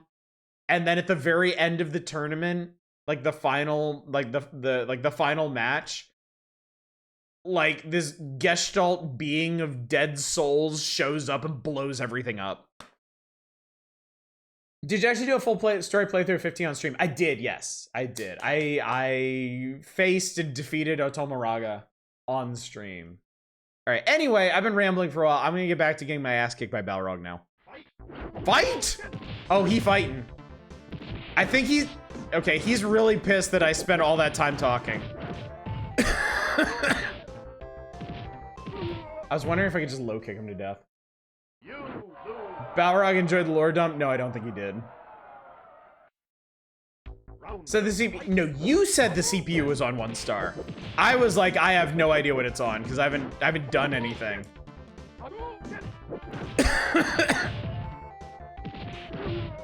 But also, like, the game just kind of goes ham when you get to the bosses anyway, so... Oh, lordy fighting. I was absolutely not talking shit. I have played these Street Fighter games on stream enough times to know better than that.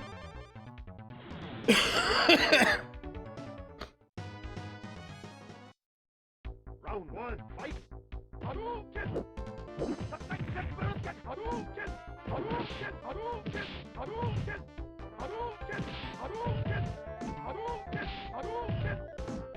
But yeah, for my money, like SNK games have the like craziest fighting game stories.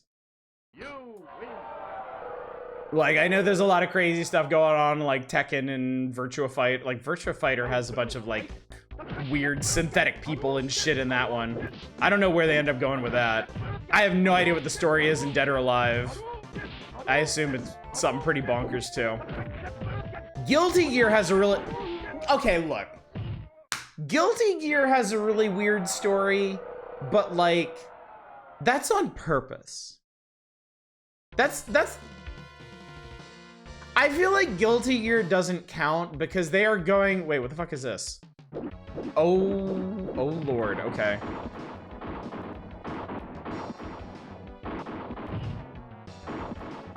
Like, Guilty Gear is out there trying to just be as insane as possible, and I swear to you, SNK is not. SNK thinks that they're making a sensible story, and it's the most, like, cracked out fever dream thing you can imagine. I feel like King of Fighters storyline is crazier than Guilty Gear's. Oh, I bet this is gonna be ugly. Oh my god. I have no idea how I did that. I definitely didn't mean to.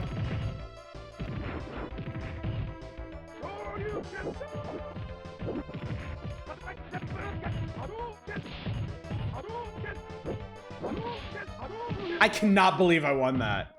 That's insane. Guilty Gear is just anime. Like, I definitely don't want to belittle what they've accomplished with Guilty Gear, but yeah, it kind of is. It's just some bonkers ass anime plot. Like, honestly, like King of Fighters storyline doesn't really track with anything. It doesn't track with anime. It doesn't track with like sci-fi or fantasy or anything. It's just nuts. Everything about it is insane. Guilty Gear seems like it intentionally keeps things vague and esoteric. Yeah. Yeah. And again, it's great. Like, Guilty Gear has an incredibly entertaining story. I'm not saying it's bad or anything, but it's cut from a very different cloth from like SNK games.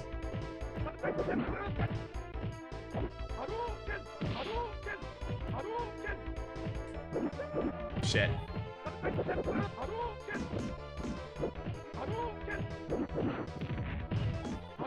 think I'm gonna die. Get away from me! You're such a piece of shit! You're such a weird piece of shit, I hate you. Oh, time up.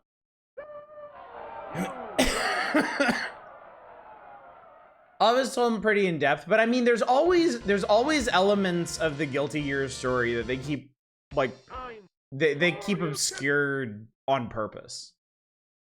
Enough Willie needed multiple videos to recap it anyway. It's just very complicated. Like, there's a shitload of stuff going on in the Guilty Gear story. Round one, fight.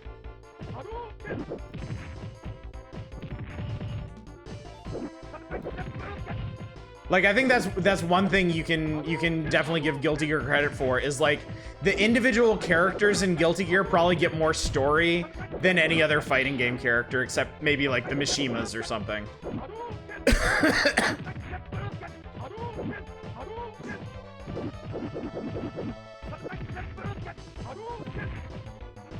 I can't believe I beat this guy even once. There are lore explanations? Dude, there are lore videos for anything. Any video game that has any amount of lore is gonna have like 5 explainers on YouTube. People's entire careers are explaining the stories of like fucking Tekken or Soul Calibur or whatever. No joke, I tried to find lore explanation for BlazBlue and there's only a single one. No kidding. It's funny. Maybe it's, I don't know. I have no idea. Recent Guilty Gear games have animes with them, they're a few hours long. Okay, I'm gonna try this one more time, but honestly, my thumb is really starting to hurt. Trying to key in this many Hadoukens this fast is taking a toll. Round one, fight.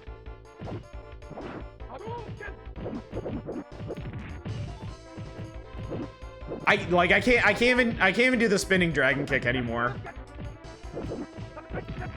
It's really starting to hurt.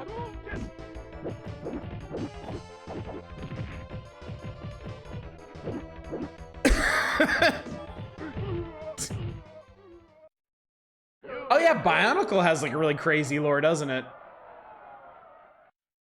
Do you introduce the characters you wish were in the game because they're so cool, like Gabriel? Oh god. Ow. Ow.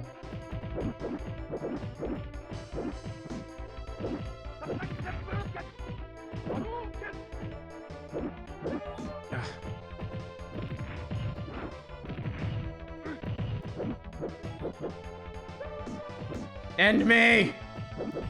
End it! Yeah, I can't do this anymore. My thumb hurts.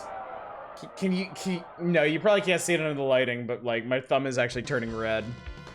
That's all I can take. Sorry, Ryu, I have failed you. Should go back and be a family man.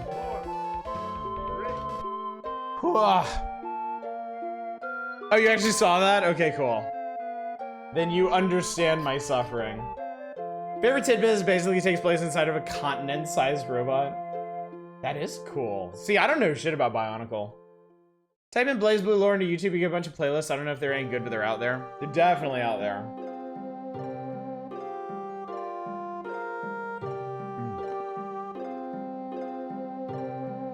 So what's new, chat? You can adjust the level of turbo you want by adjusting the number of stars next to turbo. Yeah, we found that out the hard way. Now you can actually play as the boss characters. No more codes. Honestly, I feel like the no more codes thing might have been the biggest selling point for Street Fighter 2 Turbo, is you could just mirror match as at will.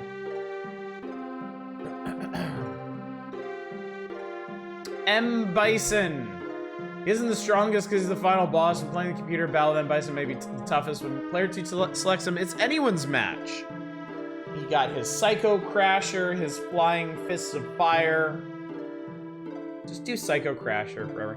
This is interesting. So they tried to quantify each character's abilities.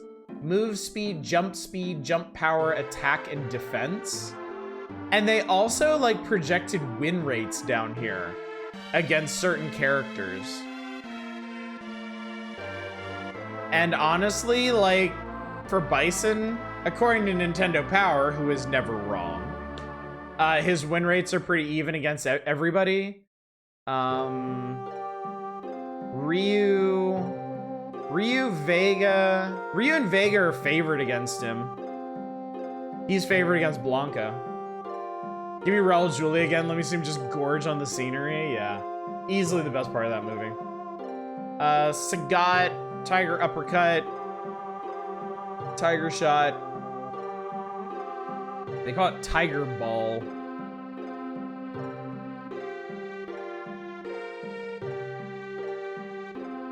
Projected 90% win rate against Zangief. Interesting. Vega, I hate him. He sucks. Chun-Li, not the best character in the game by a huge margin. Maybe it was just me and my friends who thought that way. I mean, look. Straight up, dude, don't trust Nintendo Power on this, okay? Nintendo Power is honestly just making shit up. I would not go off of a August 1993 cover issue to tell you the proper tiers for these characters. They're probably just like logicking shit out as makes sense to them.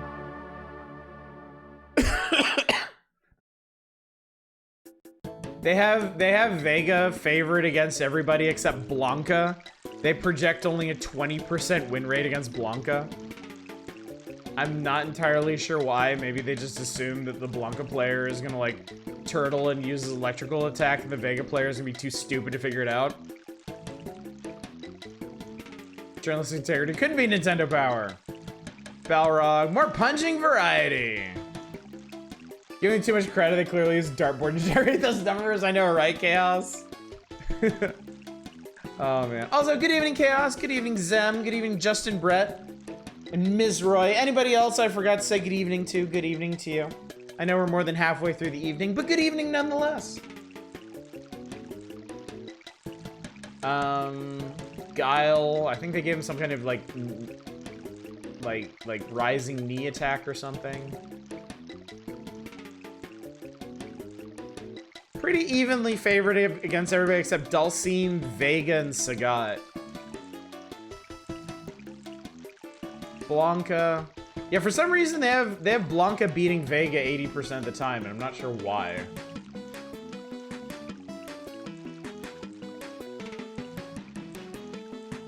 It's very confusing. Full spread Chun-Li is kind of more terrifying than I was expecting.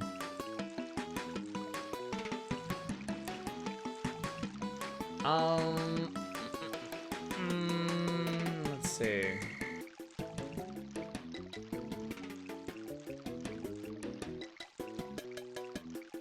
Okay, question.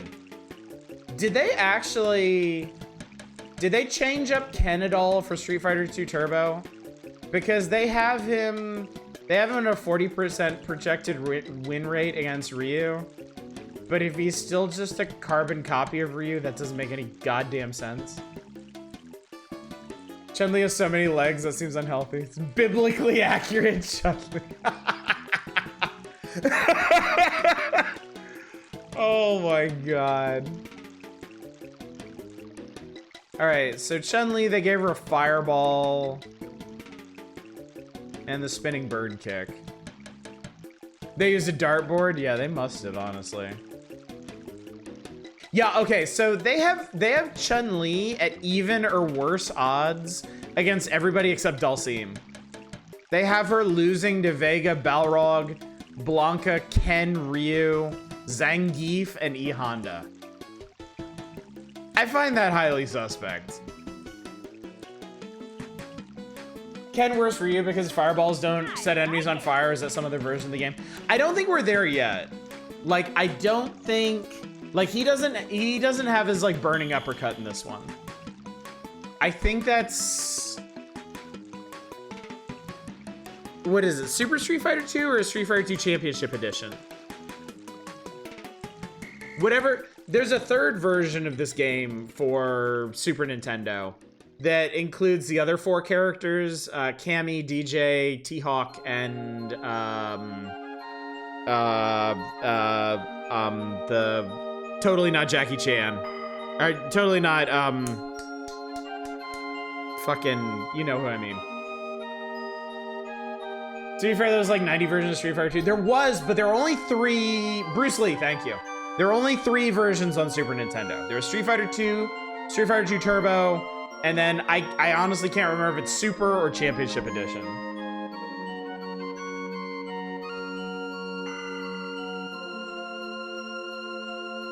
But when we get there, that's when they start mixing stuff up.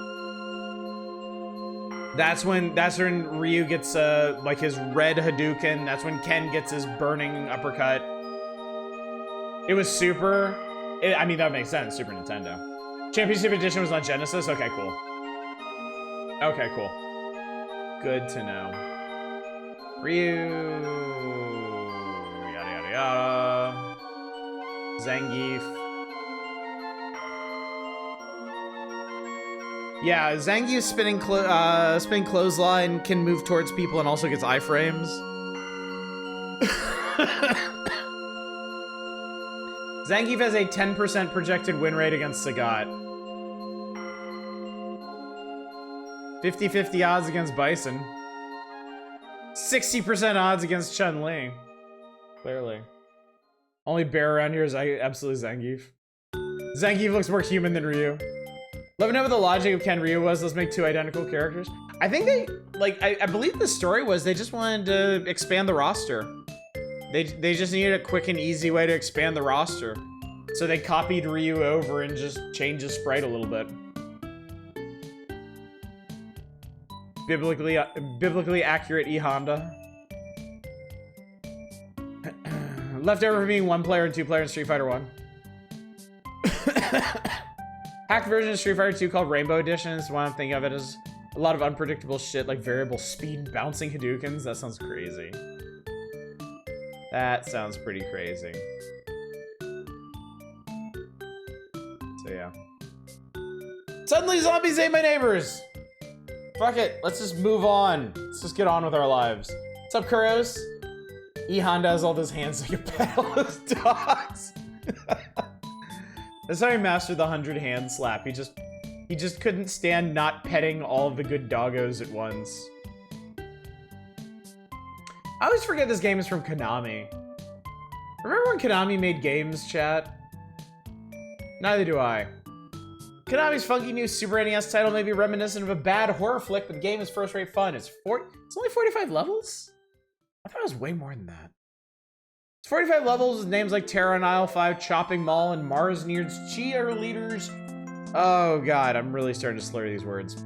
Are packed with zombies, aliens, and chainsaw-wielding maniacs, among others. It has a password feature, Harry 2-player simultaneous mode. You can play as either Zeke or Julie, whose abilities are equal. 145 in Pennsylvania, I'll have to miss zombies. Alright, Worst Elephant, thanks for coming out tonight. Have a good one, buddy. Yeah, remember when they used to make good games. That's a very important distinction. 45 levels, you'll never see double digits. So I streamed this a long time ago. I can't remember, I don't think it was for Power Hours. I think I might have just been playing something else and just arbitrarily decided to land on Zombies Ate My Neighbors. I got really far into this. I have gotten really far into this game. Oh, it's hard. It is absolutely hard. I've never beaten it, but I can get very, very far into it. What's up, Tenzales? Konami only published this game. It was developed by some tiny unknown named Lucas. Yes, this is LucasArts. Developed by LucasArts, published by Konami. There's a developer room in this where you can get confirmation of that. All the developers put themselves in it.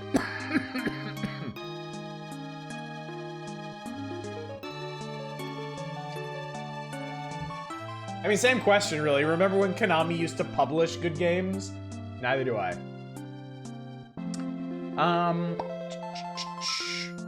Earn points in this offbeat adventure by rescuing neighbors and destroying zombies. Start with 10 neighbors to rescue. If you hear a shrill scream, you know the zombies beat you to one of them. The zombies get all the neighbors and the level of the game is over. In the early levels, you can take time to build up points by wiping out enemies. Later levels, you have your hands full just making the rescue. So, the way... Zombies Ate My Neighbor's Pachi Slot. I wonder if anybody else actually remembers this game, because I love this game. Like, it's hard, it's unbalanced, it's bullshit, but I do find it very, very fun.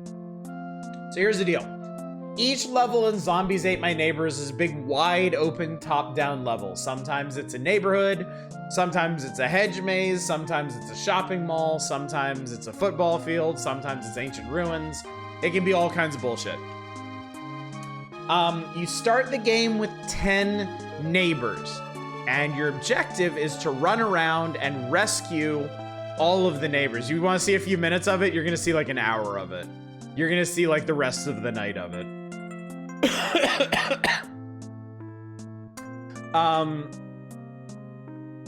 Once you gather up all the neighbors, an exit door opens and you can exit whenever you want. Now, the issue is all of the enemies in the game, if they get to the neighbors, will murder the shit out of them. Will absolutely obliterate them. And once a neighbor is dead, they are gone. So you start the game with 10 neighbors. If one of those neighbors gets killed in the first stage and you rescue the other 9, on the next stage, you start with 9 neighbors. And then if 2 neighbors get axed in that stage and you rescue the other 7, the stage after that, you got 7 neighbors left.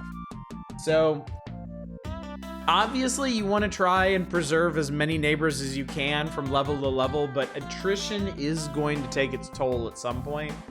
And there is a bit of a trade-off there. When you get down to just 1 or 2 neighbors, it can allow you to like cycle through levels very, very fast if you can just like zip over to them. But then that's where the level design comes into play, because some of the levels are real bastards to try and navigate. And we'll look at the feature before we get into it. It'll map out some of them, and I can give you some examples of how much of a mess it is. The real appeal of Zombies Ate My Neighbors is basically a greatest hits of classic like B-movie monsters.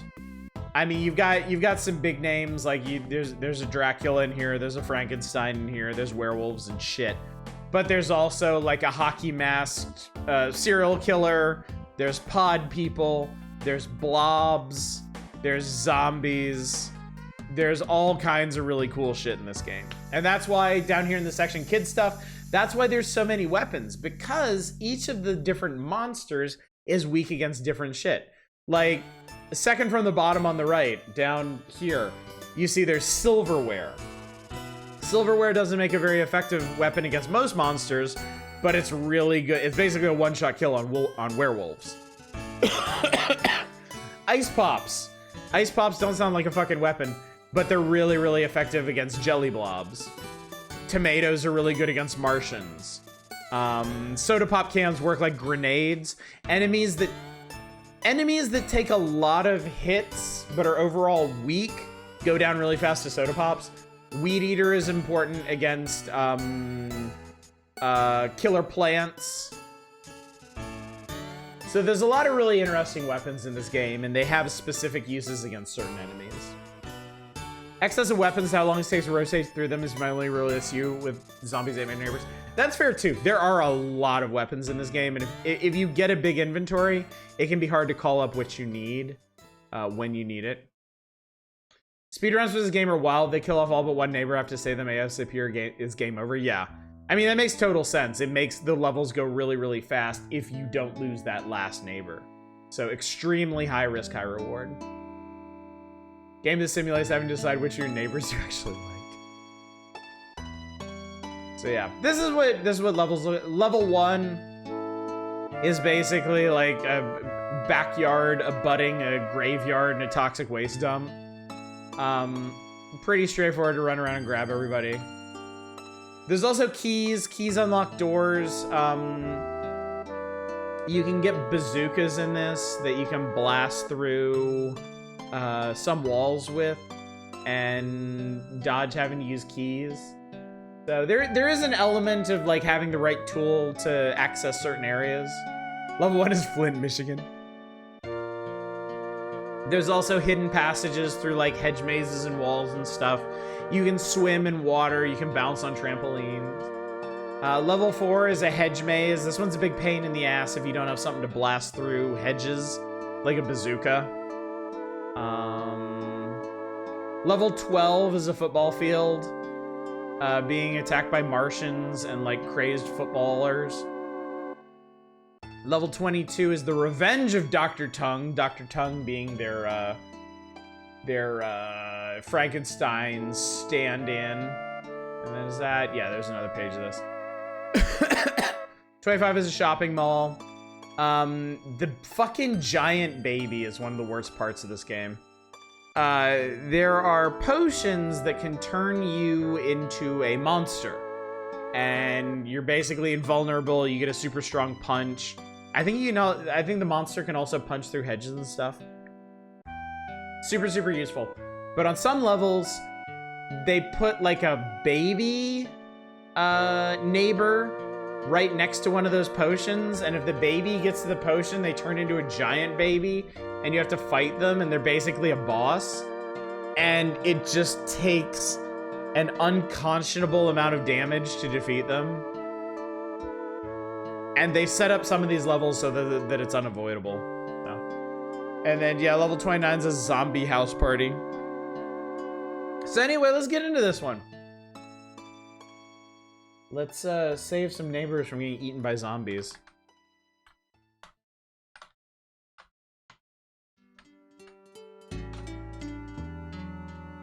I mean, maybe. Maybe their ass is just getting et. I can't promise one way or another, chat. Sometimes a zombie is gonna eat your ass, and you just don't really have a lot to say about it. Interestingly enough, Zombies Ate My Neighbors is not the last game in the SNES library. There are 2 games that come after it. Fun facto. You don't like me to play the companion game, Zombies Eat My Neighbors.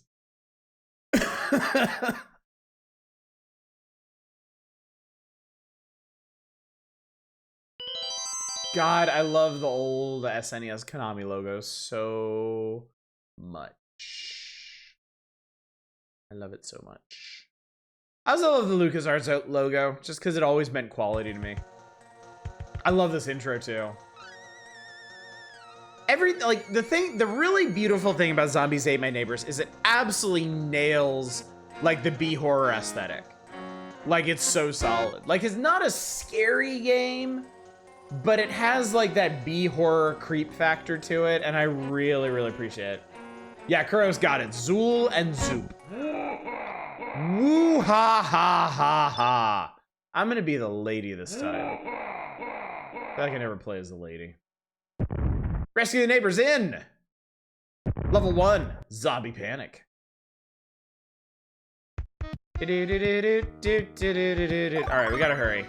1, 2, 3, 4, 5. Baby's locked in there, he's fine. Dog is not. Cheerleaders naturally are worth the most points. I think there's one. Oh, you know what? No, I think it's everybody accounted for. There's a baby in the house and there's a guy in the pool. And they're both safe until we get to them. So I can turn that off. So you start with a squirt gun. Does basic damage, one-shot zombies.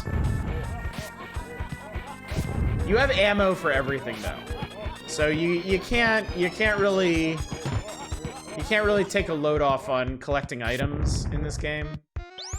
That's okay. That's that. I forget how.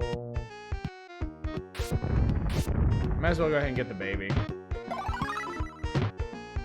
Nothing in there.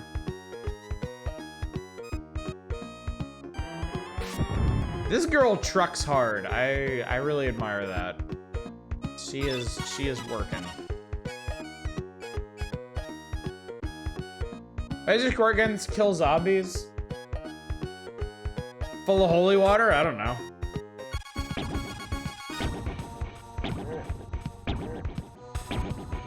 So you use that to get over here, gets this guy in the pool. And then that opens the exit door. God, I wish I could remember. It's not X. Okay, A changes your sub-weapon. Ah, okay. B changes your other weapon. Okay, cool. Cool. Keep that in mind. If you feed your neighbors and zombies will get you out of your HOA, yes it does, actually. But then you gotta handle all your maintenance yourself. Oh, victim save bonus. Good for me. Level 2. Evening of the Undead. No! Jesus Christ. Boy, I thought they had that guy. I got really lucky there. I love this song.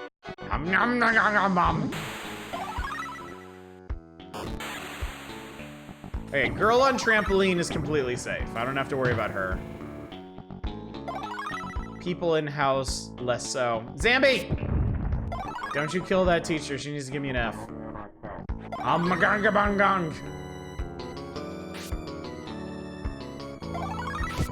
Cheerleader. We're missing somebody. Up, they're up in that corner. Okay, cool. Don't you touch him. All right, we're good. We're good. Girl on trampoline is completely inviolate. Nobody can hurt her. So now we can comb the level and look for cool shit.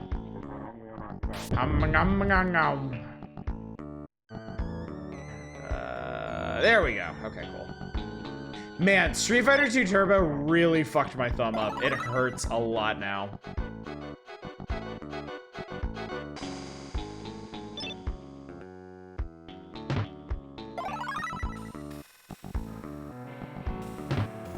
So I got 2 keys. See this cracked wall here? I could blow that open with a bazooka. I won't, but I could. Ah, tomatoes. Red potion is, I think, healing? I want to say. There's like 3 different potions in this game. Actually, it might be Monster Potion. There's like Monster Potion, Ghost Kid Potion, and Mystery Potion, which could be Ghost Kid or Monster, so. I think. If I remember correctly. Okay, I think we're actually good. I think we can just get out of here.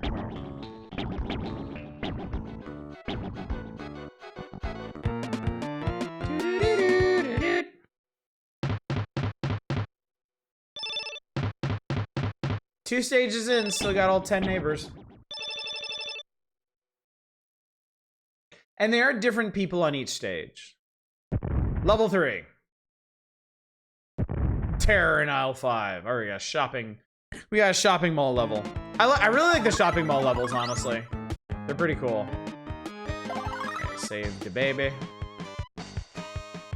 Cheerleaders obviously worth the most because they're the first ones to fucking die. No!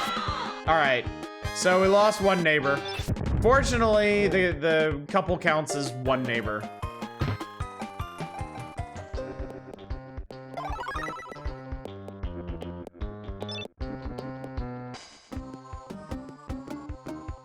The little Chuckies, yeah, stupid little Chuckies.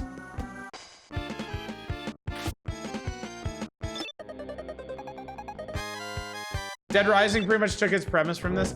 Yeah, you can say that. There's a mystery potion. All right, we still got 3 to grab. Yeah, the Chuckies are little motherfuckers.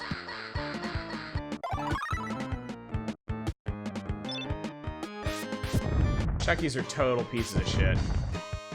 They are really, really fast going left and right, but not up and down. Oh, you stay the fuck away from that baby. In most cases, you're better off taking damage than letting a monster kill a neighbor. In a sense, the neighbors are your lives.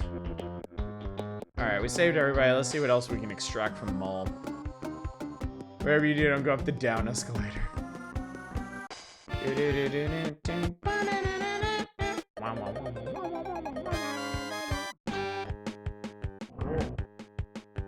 Yeah, the other problem with the little Chuckies is they take like 1,000,000 shots to kill. They are so difficult to kill.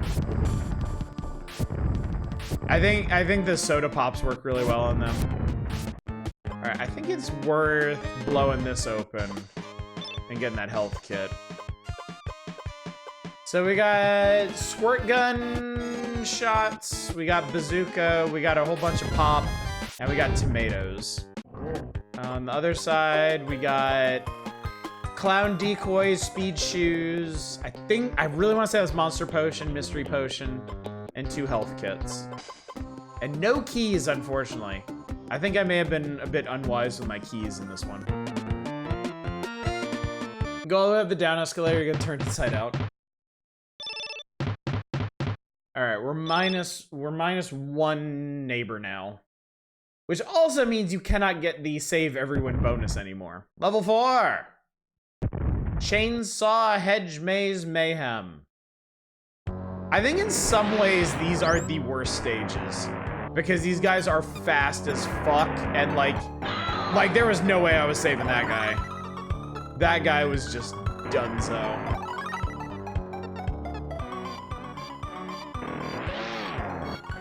And honestly, like, these guys will kill the shit out of you if you let them, so.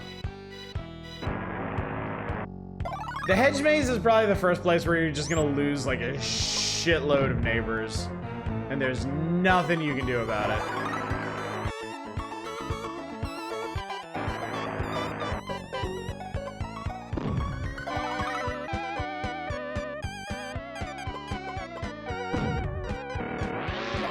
Good time to use all those bazooka shots you've saved up from the last couple levels. These guys are basically also why the clown decoys exist. Well, this sucks. Oh, that actually made that guy despawn somehow.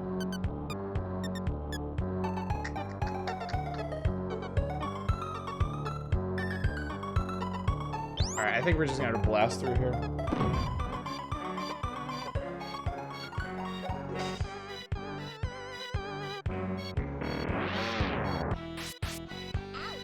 Oh yeah, and they're as fast as you are.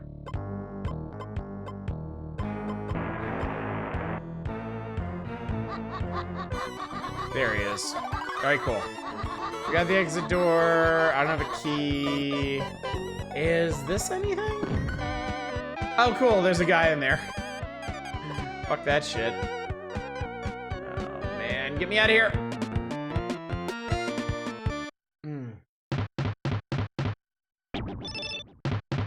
Alright, minus another one, down to 8. Every 4 levels, you get a password, I think. I can't remember if you load in with a password if they give you all your neighbors back or not. Level 5! Weird kids on the block. Alright, we got our first weed whacker. Baby in there. Okay, we're gonna have to blast our way into the baby. Oh, we got pod people. We got fucking pod people. Probably blast our way into the cheerleader. Yeah, we had to.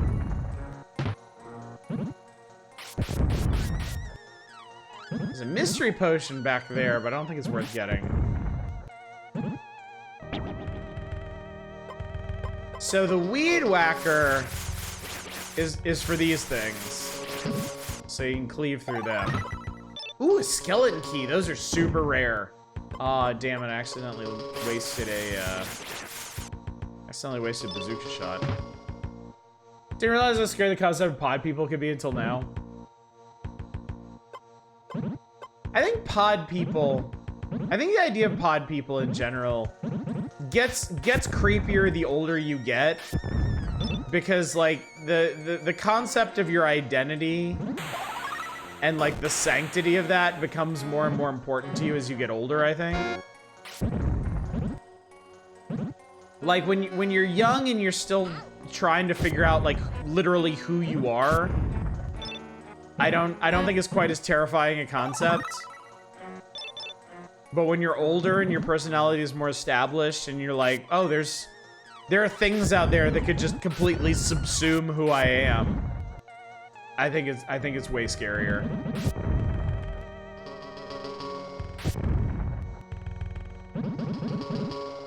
I always thought doppelgangers and the reason I say this, I always thought doppelgangers and evil clones were just kind of a neat concept when I was younger, but now like I get it. Now I'm like, yeah, it's pretty fucked up. I don't want anybody copying me. Remembers the rolling shriek from the 70s version of Body Snatchers? Can't say I do. Bazooka Mans! Not taking any chances with you. Oh, I could just got around. Whatever. It's fine. Everything's fine. Don't think I have to worry about anybody copying you.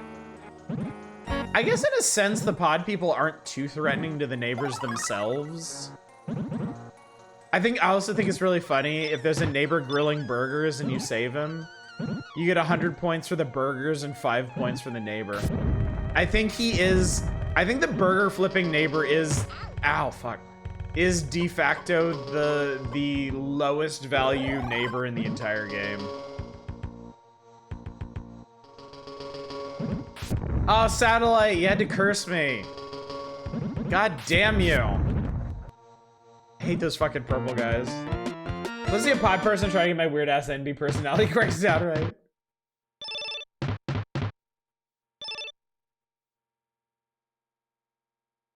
Give it a go and just say, nope, fuck this, not worth it. More shocking than level 5. Level 6, Pyramid of Fear. I don't like the pyramid levels. Pyramid levels are kind of obnoxious. And then later in the game, you get sandworm enemies, and they're just the biggest pain in the ass.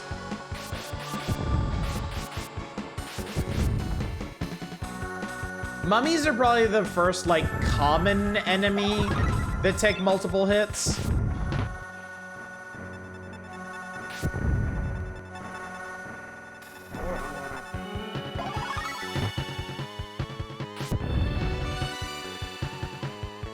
Mood.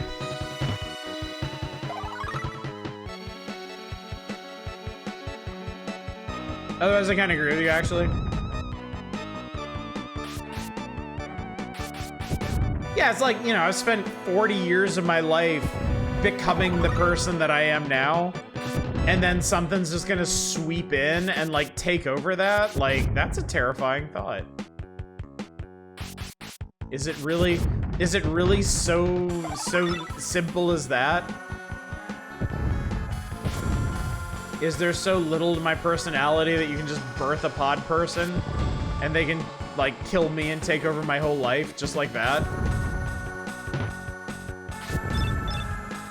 I think maybe in that sense, the whole like doppelganger pod person horror speaks more to like the person's insecurity than anything else.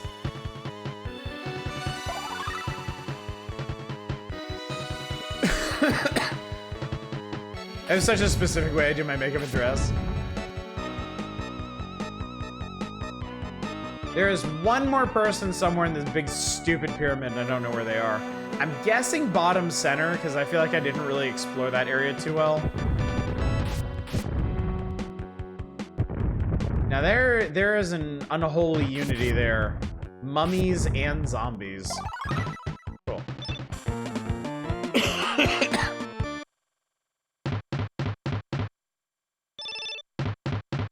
The one nice thing, if you care about points... Oh shit, you get an extra bonus victim if you do well enough. I guess if you save everybody who remains enough times, like enough levels in a row, you'll get a bonus victim. These levels tend to be huge pains in the asses, because these are just like straight mashups of like all the monsters in the game.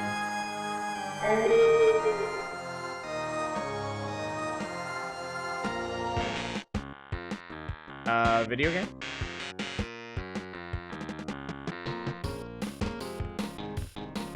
I didn't bump the table, Chad, I promise. Friends know if I ever say something like I love coffee, that means I'm in trouble. The game moaned and then died. It might be an emulation issue.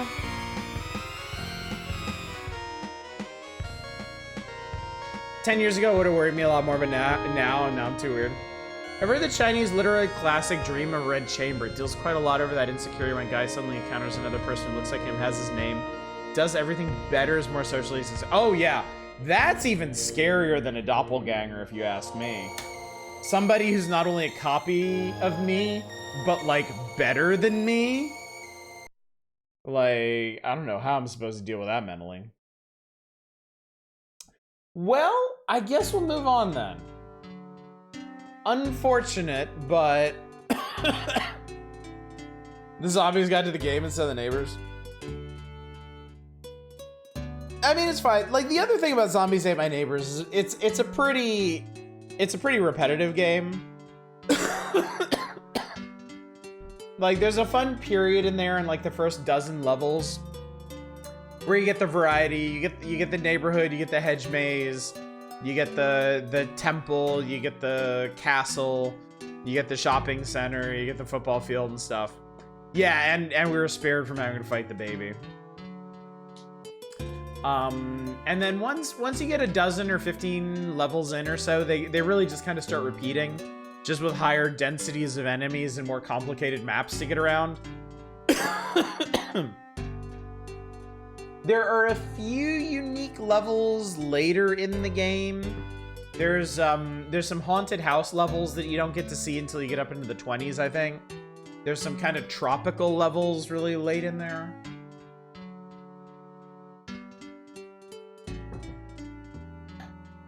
If y'all ever wanted to do a full playthrough of Zombies Ate My Neighbors, I'd be down for that. I'd swap out the cart for the actual authentic cartridge, so you wouldn't run into that problem. But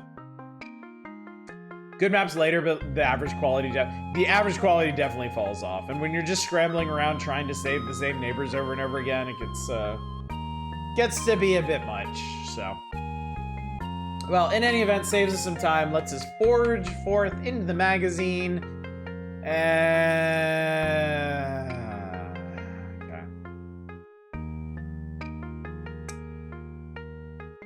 Well, Acclaim went to the movies and brought back a blockbuster of its own. Alien 3 delivers excellent action, depth, graphics, and sound. That's a wrap. No, it's not a wrap. It really isn't. It's so funny to me.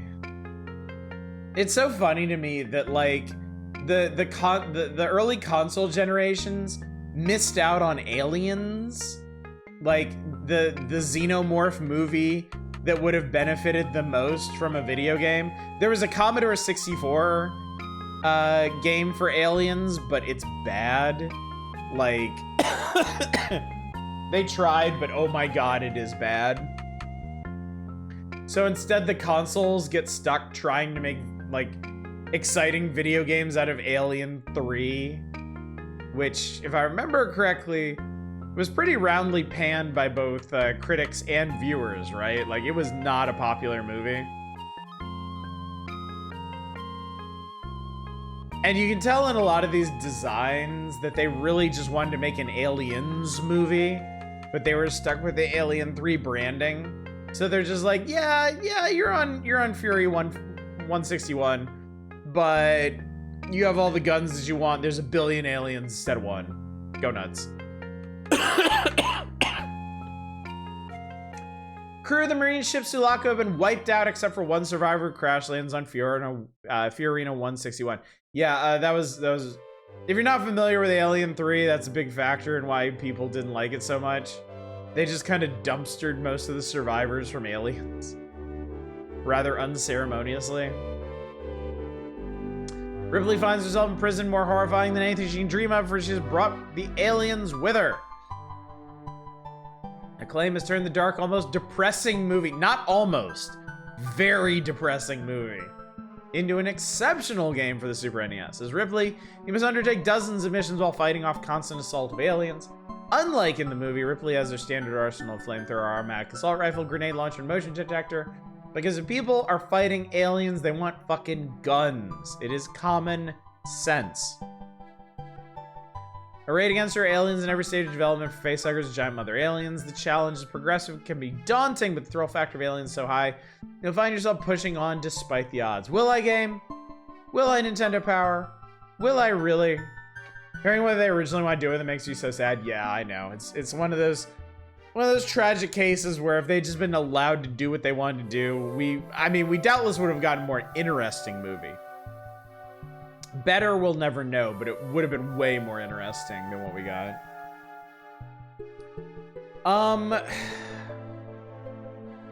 It does make me think.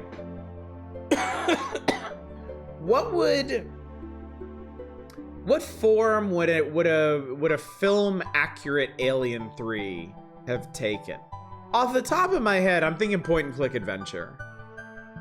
I'm thinking if you're playing as Ripley, you've got no weapons, and there's one alien stalking you. I feel like for this era, point and click adventure would have been the way to go. How that would have played on console, I have no idea. Like, obviously, platformers were the go-to for console games at the time, but I think if you wanted to make an actual Alien 3 game and not an Aliens game with Alien 3 slapped on it, I think you probably would have gone point-and-click adventure.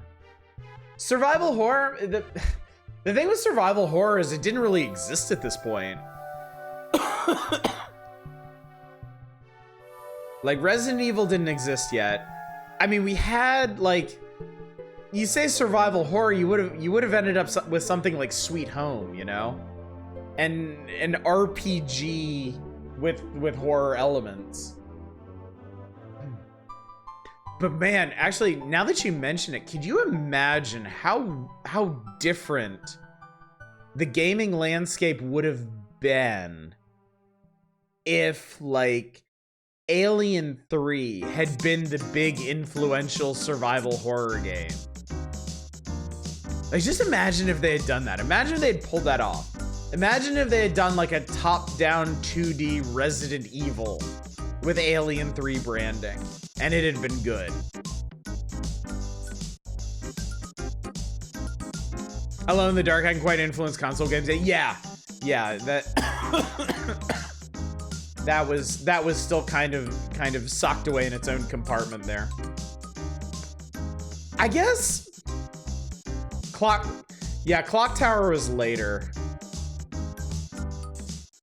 Movie accurate game would have also meant Ripley was safe from alien attack. No. Movie accurate doesn't mean like slavishly devoted to the events of the movie.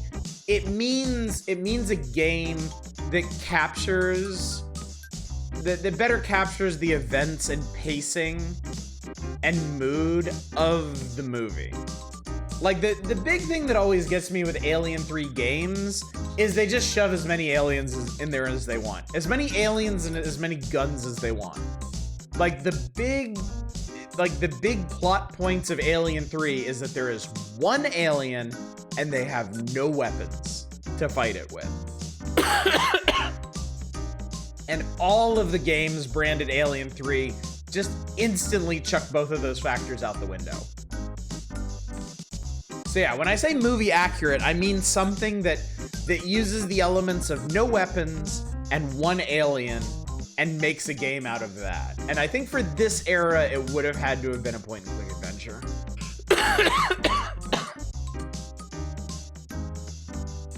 Don't think I've ever seen a top-down horror game. Indie game about sending drones into derelict spaceships. Oh, I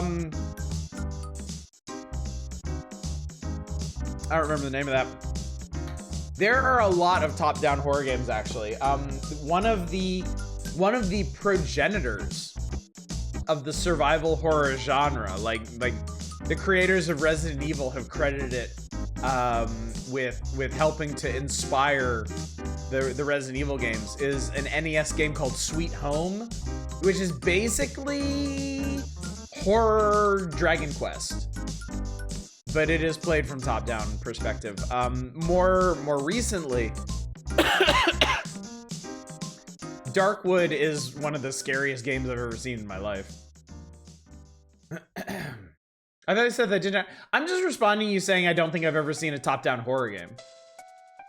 And I'm just recounting the top-down horror games I can think of.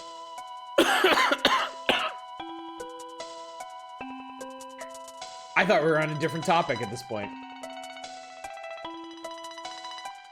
Okay, so anyway, the way this works... Head to the nearest terminal, see what problems you must solve, review missions, accept missions, and save blueprints of the prison. So I believe in SNES Aliens 3, I don't think it's level based. It might be stage based. I'm not sure. I think the levels are like everything's a lot more open. Like, oh, maybe it's more like hub based. It says stage 1 is corridor 12, so maybe this is like the hub, and all these doors go to like these sub areas. Chaos, are you not familiar with Darkwood? Darkwood is one of the scariest games I've ever played in my life, and it's a 2D top-down survival sim. Like, you are stuck in a dark forest and you have to survive. And you search around and you collect resources and you craft stuff. And the presentation, the aesthetic, the sound design is all just absolutely top-notch. It is terrifying. I've never been able to get more than a few hours in that game because it just stresses me out too bad. That's a 2D game. I didn't think that was possible. I genuinely did not think a 2D game would be able to scare me as much as Darkwood does. Actually, now that I'm thinking about it. Real quick, I'm gonna check and see. Darkwood is $375 right now. Y'all, you don't have this game, fucking buy it. Like right now. Please get this game. Scare the absolute piss out of yourselves with a 2D game in ways you never thought possible. It's worth it, believe me. I mean, shit, it's worth full price, honestly. It's a long game, too. It's like a 20 or 30 hour game.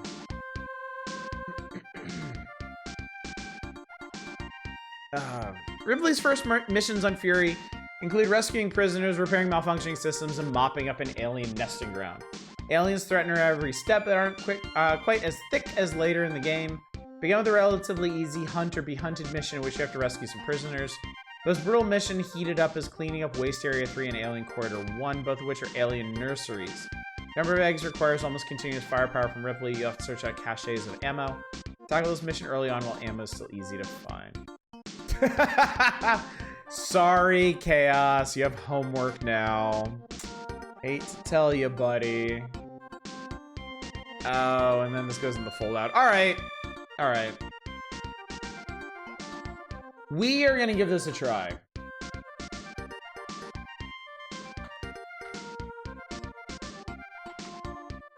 I know nobody requested it, but we played the other Alien 3 games. I gotta know. I gotta know how this one treats us. Of all the Alien 3 games we played, cool Geiger frame art, yeah, definitely. This does strike me as the most promising, so. Let's see if it is anything.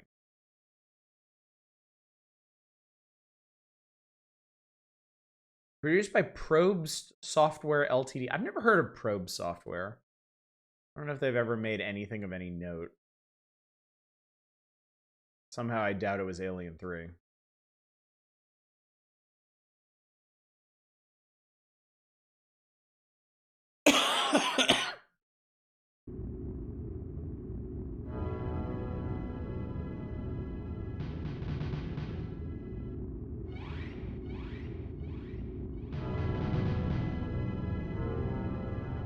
Were you the one that recommended The Last Door? Yes. The Last Door season 1 and 2 taken together is like my favorite cosmic horror game on like ever. One of my favorite horror games of all time. This is a really good intro. That's a really solid intro. Nice and creepy.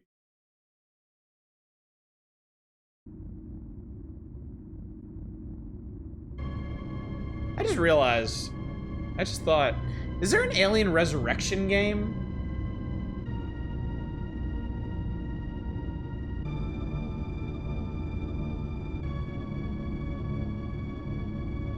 Sulaco is a pretty cool ass looking ship.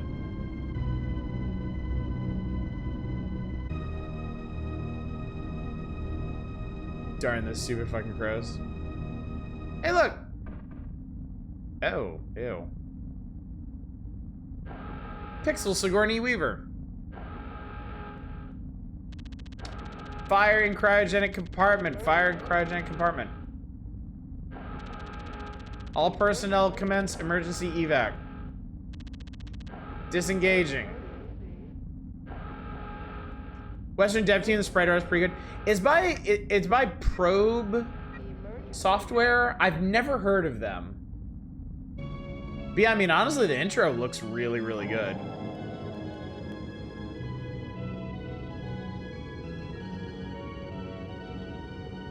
Better than Alien 3. More entertaining, certainly. Splup.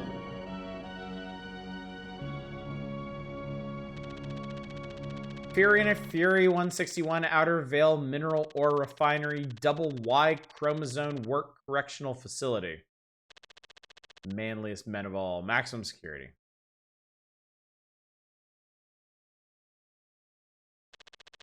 Fury 161 Class C Prison Unit. I just realized they're using like the same font and animation as Super Metroid. Report EEV Unit 2650 crash. Double wide chromosomes mentioned in the movie? I don't remember. It's been a long ass time since I last saw this movie because it sucks. I'm gonna assume it was.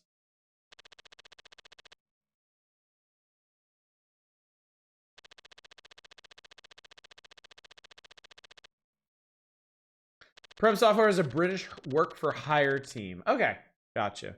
$10. Do you know if they worked on anything of particular note? Is there like a game they're famous for? All right, anyway, I think we can get started now.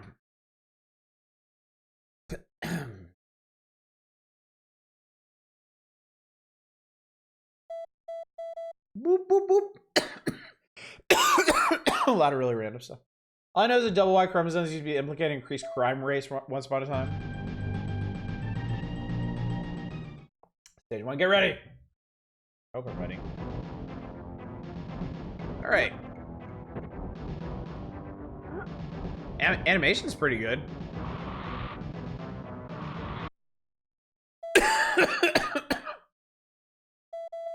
Select mission. Hunt or be hunted. This scanners have picked up a quantity of PDT's personal data transmitters. Some prisoners must be trapped in cell block 3. Okay. Cat hears your coughing, is meowing and worry. Aw, that's sweet of her. Thank you. Don't worry, kitty. And cell block 4. Okay. I accept mission. Examine blueprints. So we're here.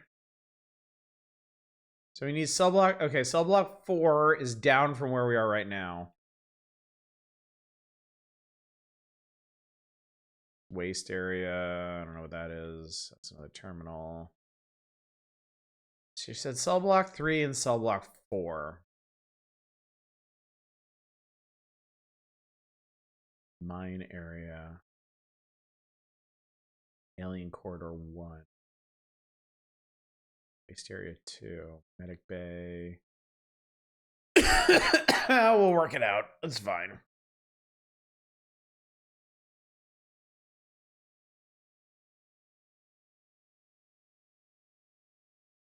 I guess in theory, some of these might connect to other ones. Like,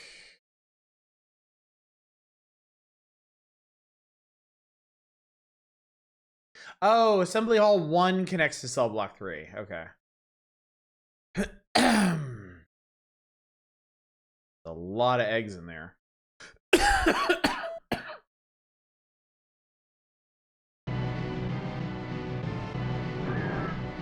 Whoosh.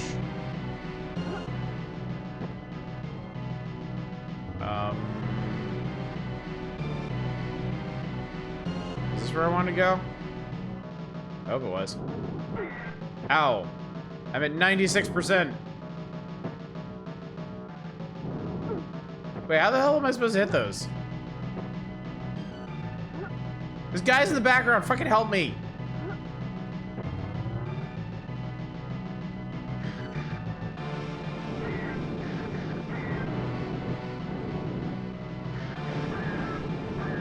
So you can apparently only hurt those when they're open.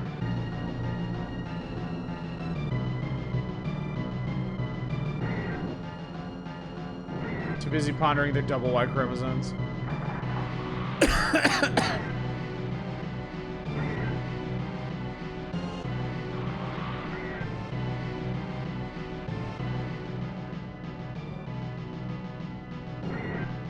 Alright, I feel like I already see a problem here. Like, infinite enemies, but limited ammunition does not seem like a good combination. Help!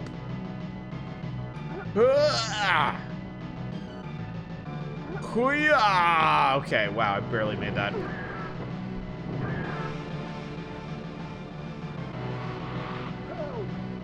Yeah, I know, guys. I know. Okay, we gotta get up there eventually. Oh, there's a guy down here. All right, he's been helped. Who else needs help?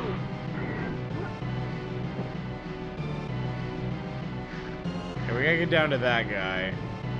Oh, but we also need to get across here. The animation in this is fantastic. Like, this is like out of this world levels of animation.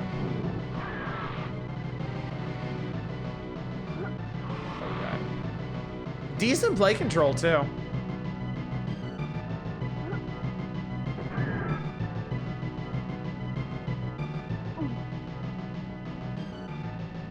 Counterpoint, you're just playing a game with infinite enemies and limited ammo. True. That is true.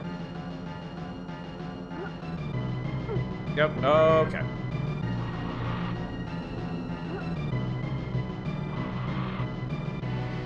Shame this game isn't connected to a better movie. I know, Freegalit. I know.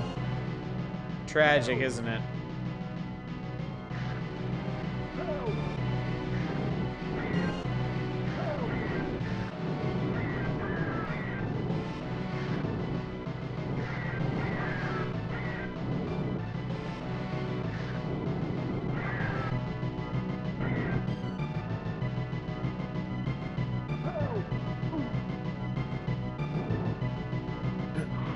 I'm pretty confident devs have just got handle a lot of insane directives for what to make.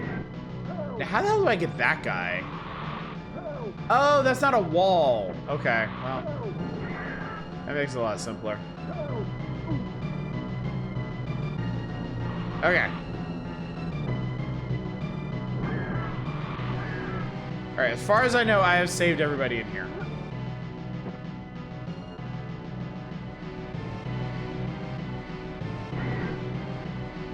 Nope, not there.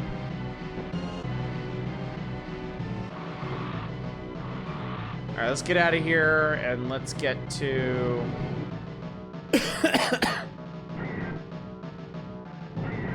It's a very small thing, but I don't like the technical detail of needing to walk around crouched to hit face huggers on the ground.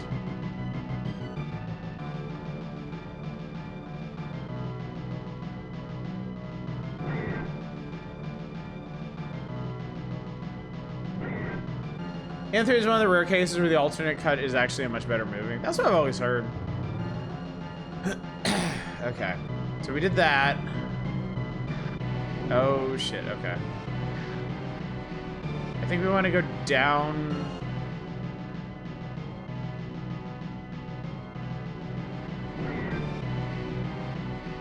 And I think we want to go down some more. And then I think it was like here? No, but this is a med bay. That could be useful. Yeah, that was useful. Okay, cool. Whoop. Any ammunition in here? Nah, just more healing shit.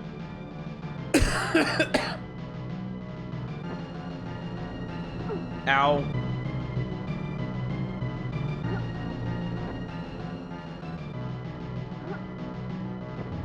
I don't think it would have been better with another script. I hate how Aliens was my favorite in the series because it's such a terrible sequel.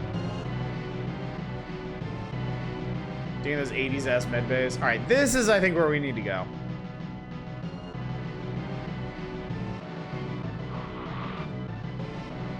Also seems to me like the prisoners can't be killed by the aliens.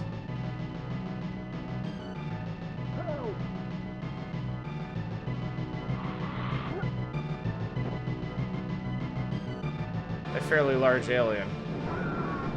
Whoa, I made that guy explode. Fuck you.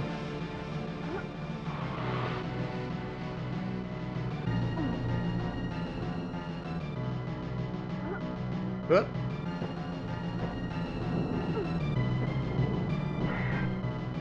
By God, we're gonna find out if this game has fall damage or not.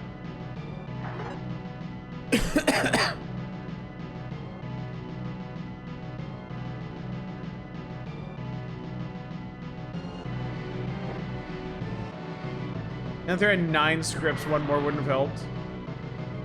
Slaps for franchise, baby can hold so many scripts. Oh, you can jump onto ladders. That's actually really nice.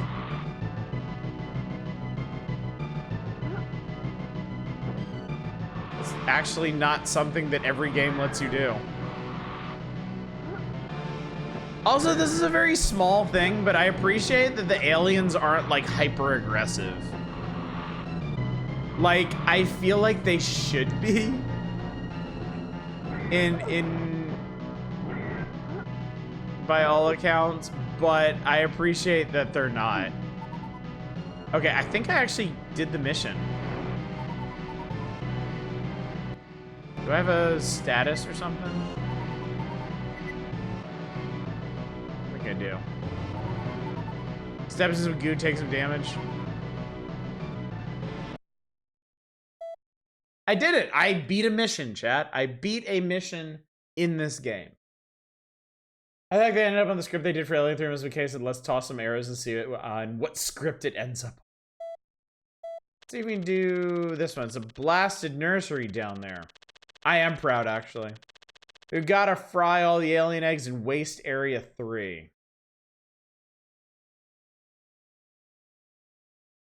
They said to do this one early. Well, you still have lots of ammunition. Okay, I get it. I accept. Examine blueprints. All right, so we need waste area 3 it was?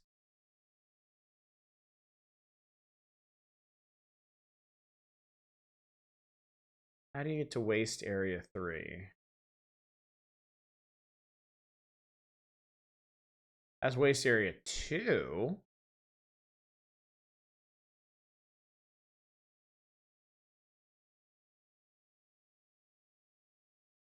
And I gotta be honest, chat, this isn't a bad setup for a game, honestly.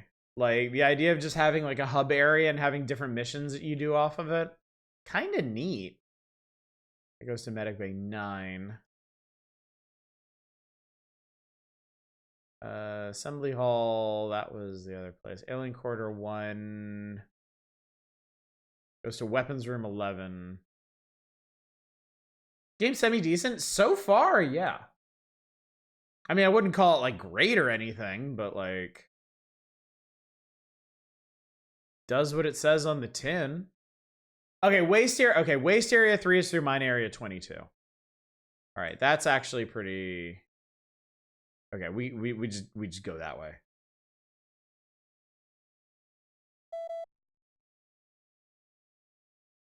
Love phrase throw things at the wall and see what's 6. My favorite use was the Earth Defense Force game device. Describes they threw things at the wall and everything stuck. So for this one, we go through here. And then we go through here. That was a big ass alien. That was a big chungus alien. Can I jump over the lava? Okay, cool. Thank you.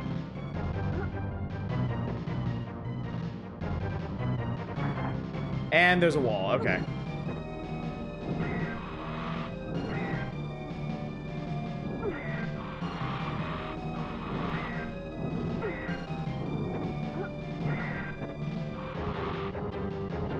This is a lot of aliens.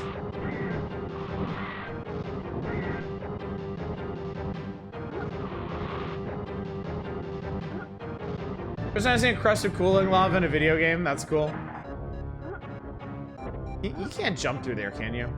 It looks like you should be able to, but you can't.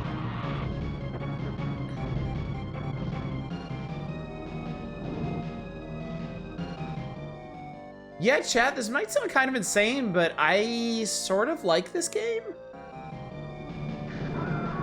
I think this is cool.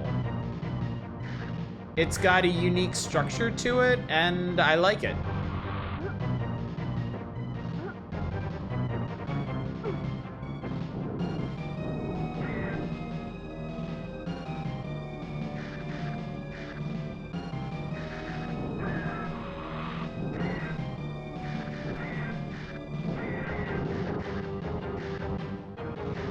Starting to appreciate the kind of technical combat to it as well.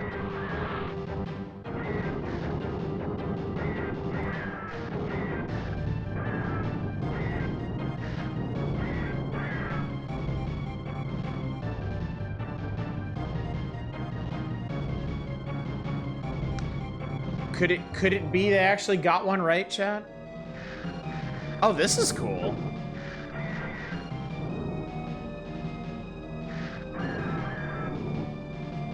Were there this many aliens in Alien 3? No, there was one. This is what I was talking about earlier. Like, none of the Alien 3 games, like good or bad, none of the Alien 3 games are at all accurate to the film Alien 3.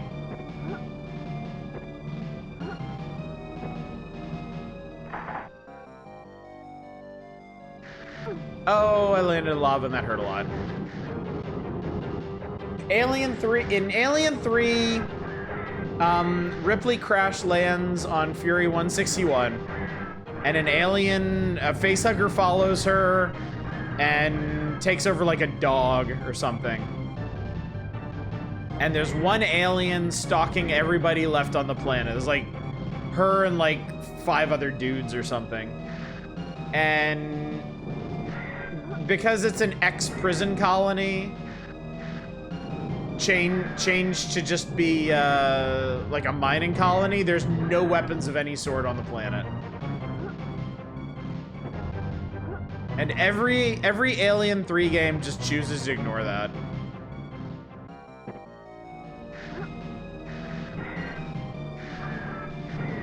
Ripley has all the guns and there's a billion aliens. Give it credit for looking really good. It is a very good looking game, yeah.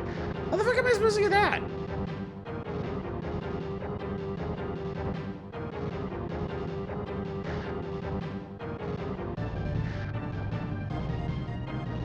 I want it.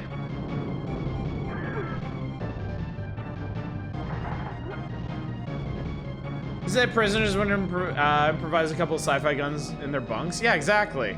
Ah, secret. Okay, there's a secret ladder. That's also cool, honestly. I like it. Okay, I think I did it. Like, I feel like I did it.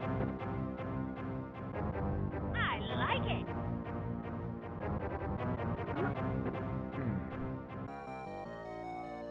Jump from the ladder from the chase. No, you can't. You can't jump off of a ladder in this game, but you can jump onto ladders in this game, which is nice.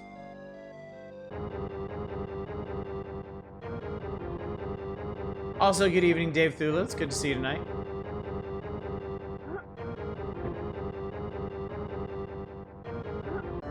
So I don't actually know if I've completed this mission or not. It's kind of hard to tell.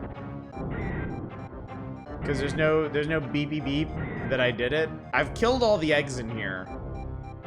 And it seems like the enemies just respawn endlessly.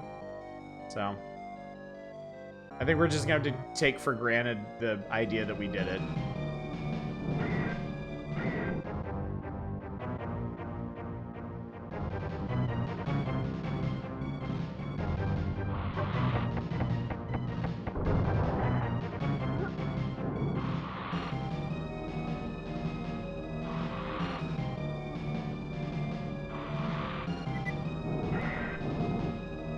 Oh, you can't have the motion detector out at the same time as your weapon. That sucks.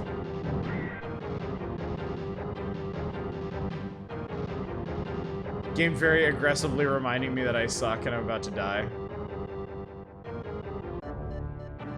Well, if I could get up there, that'd be helpful.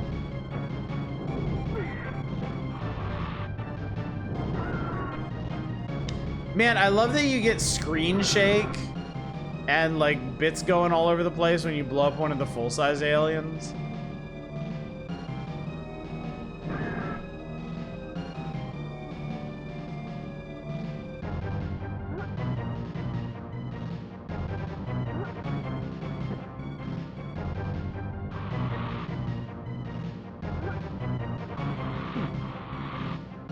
Yeah, it's extremely satisfying.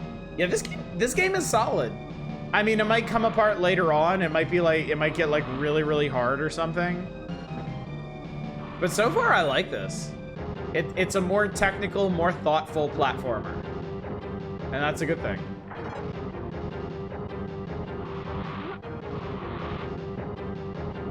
Ah, wrong way.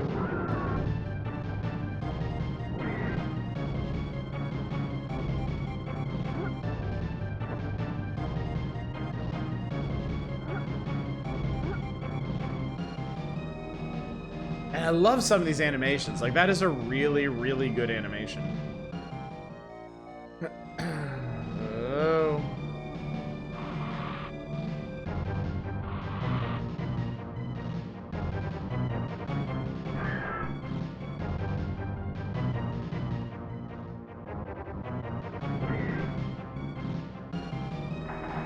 There's more ammo. I should probably...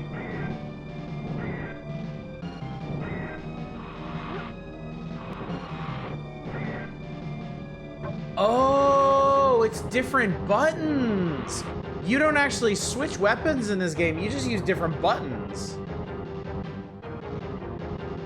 Like, Y is the flamethrower, A is the pulse rifle, and X is the grenade launcher. That's great. That's really cool. All right, did I do it? I didn't do it. All right. I think I'm gonna go ahead and stop here then, because I don't want to go back in there and figure out what egg I missed or whatever.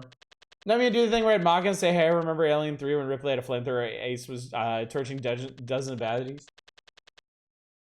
Yeah, it's a cool game. It's honestly a cool game. Much, much better than I was expecting.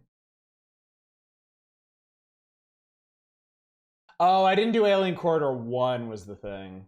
So I did Waste 3, but I forgot about Alien Corridor 1. That was the mistake. Oh well, nevertheless. I'm just satisfied knowing that one of the Alien 3 games out there is not total crap. Like, this was actually cool. Like, I would totally be down to play more of this sometime. And I never thought I'd say that about a fucking Aliens game. Oh man, Rock and Roll Racing coming soon, chat. Yeah, but first, Nestor's Adventures. Oh boy. Finally, this kid is on Link's Awakening. I'm so tired of Nestor. I just want him gone.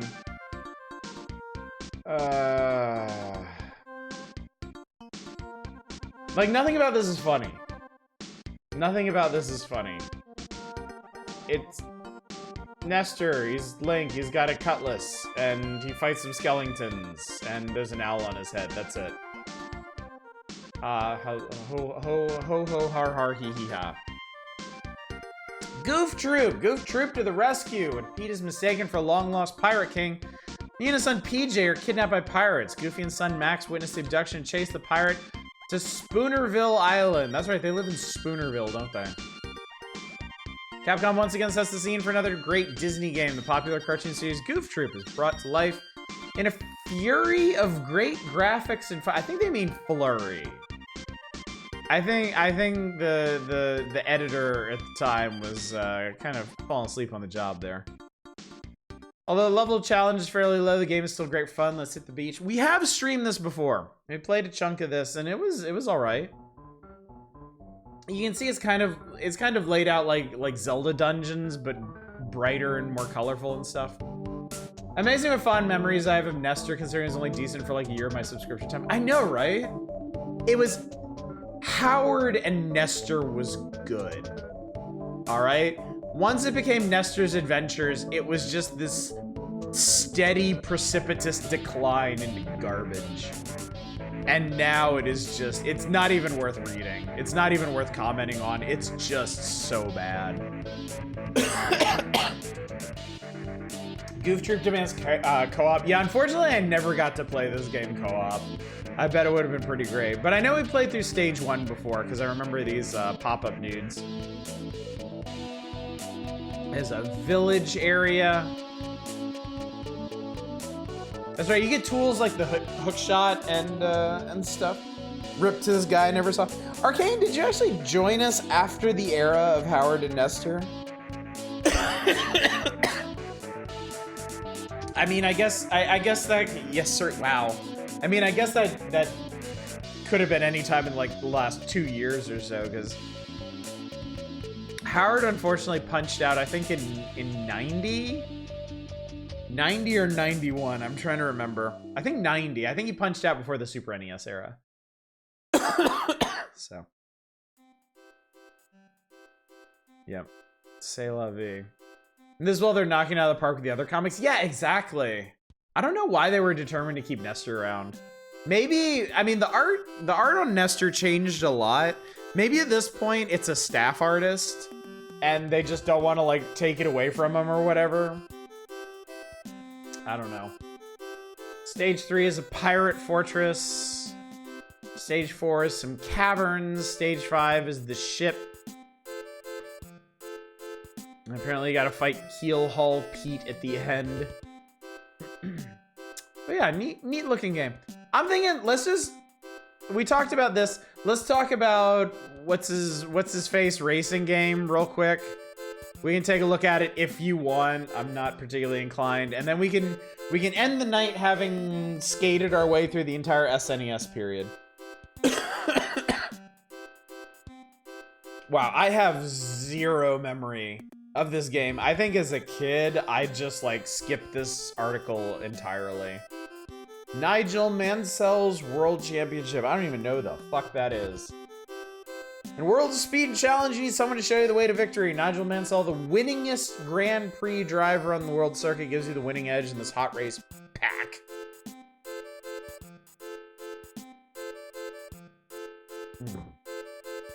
Nestor's sort of their mascot, but I mean, you don't actually have to use it. Like, he shows up in, like, he's on the icon in like Counselor's Corner. He shows up for the Nestors every year. I only cared about racing games on N64 because that's when they start getting interesting, honestly. Racing games, I feel like racing games took a big step forward when they moved to full 3D. When it wasn't just like 2D tricks into making you think you're moving around. As an N64, you take what you get. Game Tech is challenging for the pole position of Super NES racing game with Nigel Mansell's World Championship. Nigel Mansell includes just about every option you can think of in a racing game. The real thrill is out on the track, pushing your machine to the limit. Viewpoint is from behind the wheel and very realistic. The exceptional graphics include a wide-angle view and a detailed background. Courses in 16 countries wind through hills and along coastlines, through tunnels and around hairpin turns. Password feature keeps you in the running for the championship. I really, I'm sorry, I really don't want to, I don't want to read all this crap. Apparently he's on NES and Game Boy as well, whatever. You know what, let's end the evening by giving this a try. I'm curious.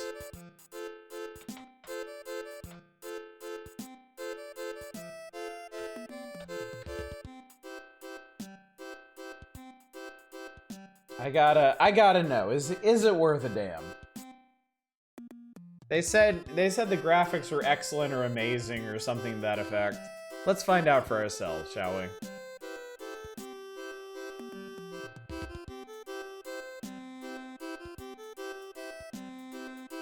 Alright, quiet you.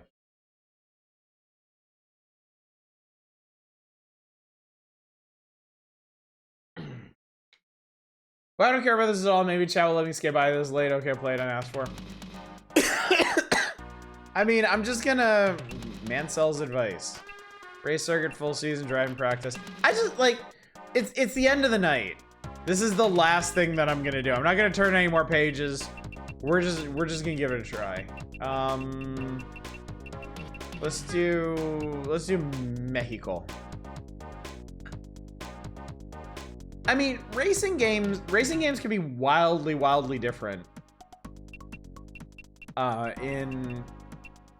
in how they're presented and how they handle.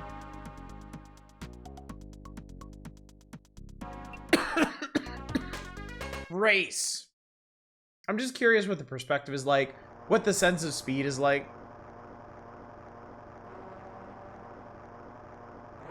Ah, there's the button. Okay.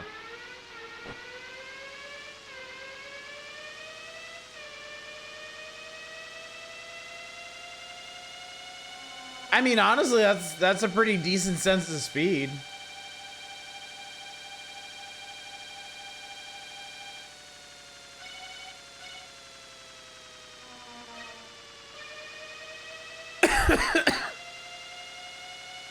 Doesn't seem too bad. I think my only problem with this, and it's an issue with racing games on old consoles, and I don't think there's a real good answer to it, is all the action takes place in the bottom, like, 30% of the screen. Like, I appreciate the way they did the UI. Like, it's basically, you have, the entire screen is your view, but the only relevant part is, like, the bottom third of it. They made good use of the rest of the screen, but it's like, it just feels weird.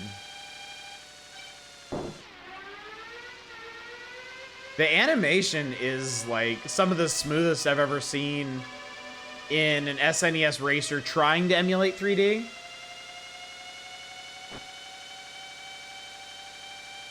I mean, it kills me that Top Gear would look like this if it didn't insist on being split screen even in single player. Like that legit annoys me to this day. I love Top Gear. I think it's a really fun game. But man, I hate that it is perpetually split screen. Do you want more cockpit interior stuff to rain down from the sky? Yeah, see, that's the thing. I don't have a good answer for this. Like, it's a weird proportioning, but at the same time, I don't know how you make it any better. You know? Because I think also on the Super NES, if you did make it better, if you did make the relevant viewport area bigger, I don't think it would run this well.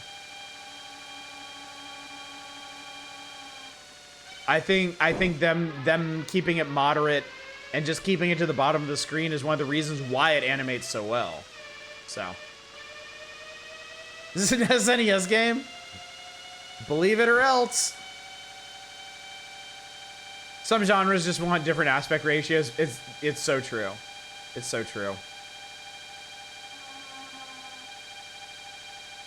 Do you think that Draken has a better ground to sky ratio? I would be forced to answer yes. I think Draken is a decently proportioned game. This is Nigel Mansell's World Racing, I think. You'll find it if you just look up Nigel Mansell, who was apparently a famous F1 guy. I don't know dick about racing, so I couldn't tell you.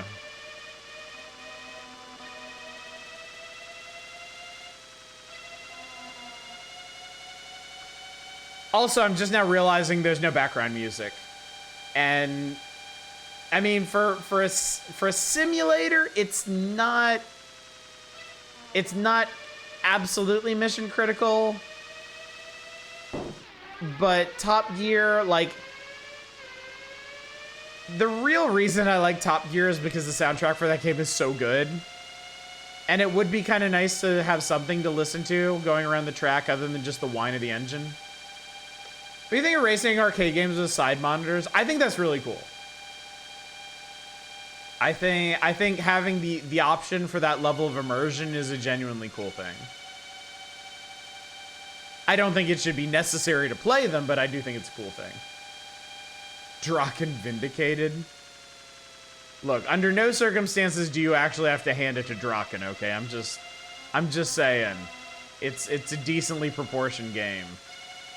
Don't make me say mean things about it to even it out, okay?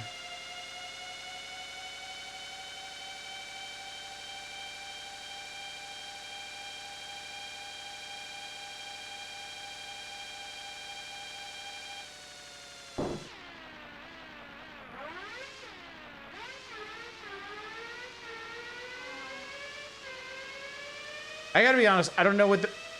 Okay, there's the brake. This whole time I didn't know what the brake was.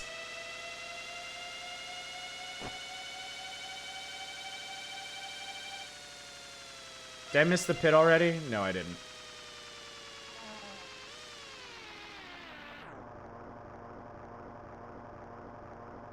I want hard. Give it to me hard. Bump the wall of that curve every lap. I have, yes. Every single lap without fail. Game so bad they get a sequel, different name.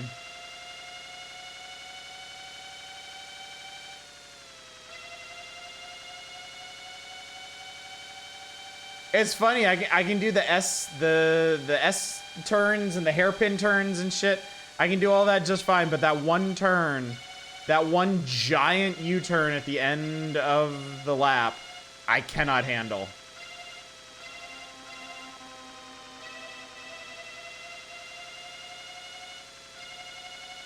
All right, I'm gonna get this time, chat. I'm gonna get this time.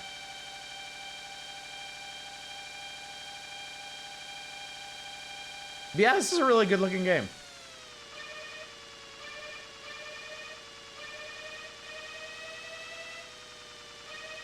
There we go. I got it. Game can take inspiration from Draken by having stars in the sky attack you, justifying all that real estate. They're just having like a giant demon head explode out of the pavement. Nyom.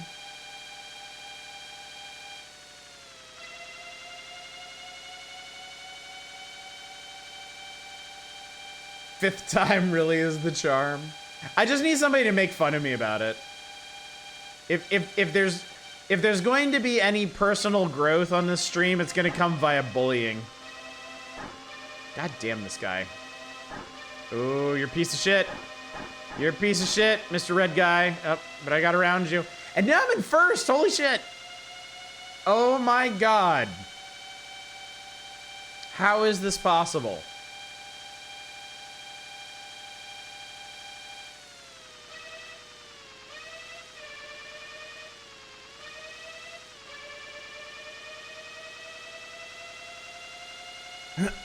All right. Can we bring it home? Time to lap a fucker. Guy is right behind me.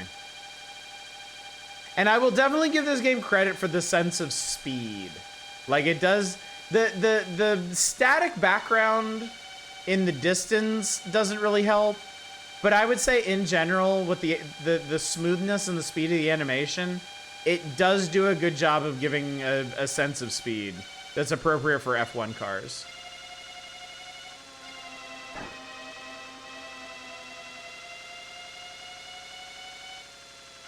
Also, I just noticed you can actually see people behind you in your mirrors. That's a nice little detail.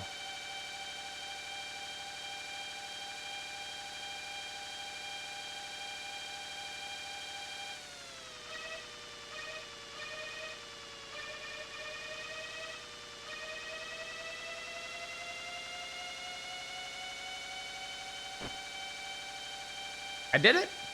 I won, chat. Won my first ever race.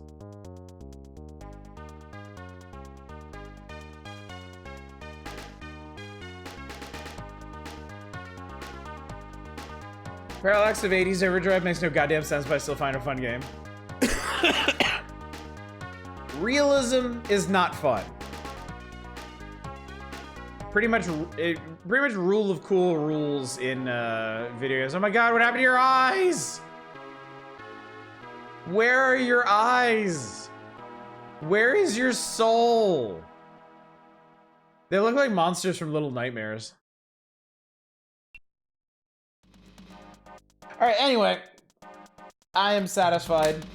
Some Guy's Racing game, actually pretty solid.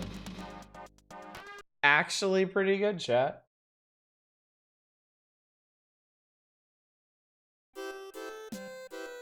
Nigel Guy is British. I mean, his name's fucking Nigel, for Christ's sake. How could he not be British? All right, so we did that. We did that. Got done with half the laps, personally. I mean, most F1 races, aren't they like 100 laps or something insane like that? So if anything, they were holding back. All right, cool. So I think that's gonna do it for tonight. Just as a quick peek. All right, next week. Next week when we return to the magazine, we'll be returning here to classified information. Will there be stuff on here worth requesting? I don't know. You'll have to decide next Thursday. So, as a quick reminder for the schedule, has Valis even shown up yet? Maybe? I feel like we played it. Some of the SNES shmups have blended together. If we have played it before and I give it a try, I will definitely recognize it. So, schedule reminder, tomorrow night, no stream. This is, as it turns out, chat, the final stream of 2023. The next time I see you all will be on Monday, January 1st, 2024. Getting back in the groove of Morrowind as we start the Tribunal expansion. So next week, Morrowind, Monday, Tuesday, and Wednesday. We will be right back here, right back to this very page on Thursday. Friday, I don't have a plan for yet. We'll suss it out next week or something. And then probably even more power hours 1 week from tonight. So it should be a pretty standard week to start the new year, to ring in the new year. And yes, Happy New Year, everyone. I won't see you tomorrow night. So Happy New Year, one and all. I hope 2023 has been an acceptable year for you. And however it went, I hope 2024 starts out even better. So with that said, let me go find someone to raid, shall I? Shall we go raid on someone's parade? Well, let's see. Okay. Well, I don't often see Affinity Chris up. But they are streaming. He is doing some Legend of Zelda Tears of the Kingdom. So let's go be friendly with him, shall we? All right, gang. Well, thank you so much for coming out for the final stream of 2023. I feel like I should have something more meaningful, more insightful to say, but you know what? It's been another year of streams. We've done a lot of really cool stuff. I've learned more about myself and my channel. I have a lot of high hopes and excitement for stuff that we're going to stream in 2024, and hopefully you're looking forward to that too. And hopefully I will see you all on Monday for more Morrowind, the first Morrowind of 2024. But until then, as always, y'all take care. Bye, everybody.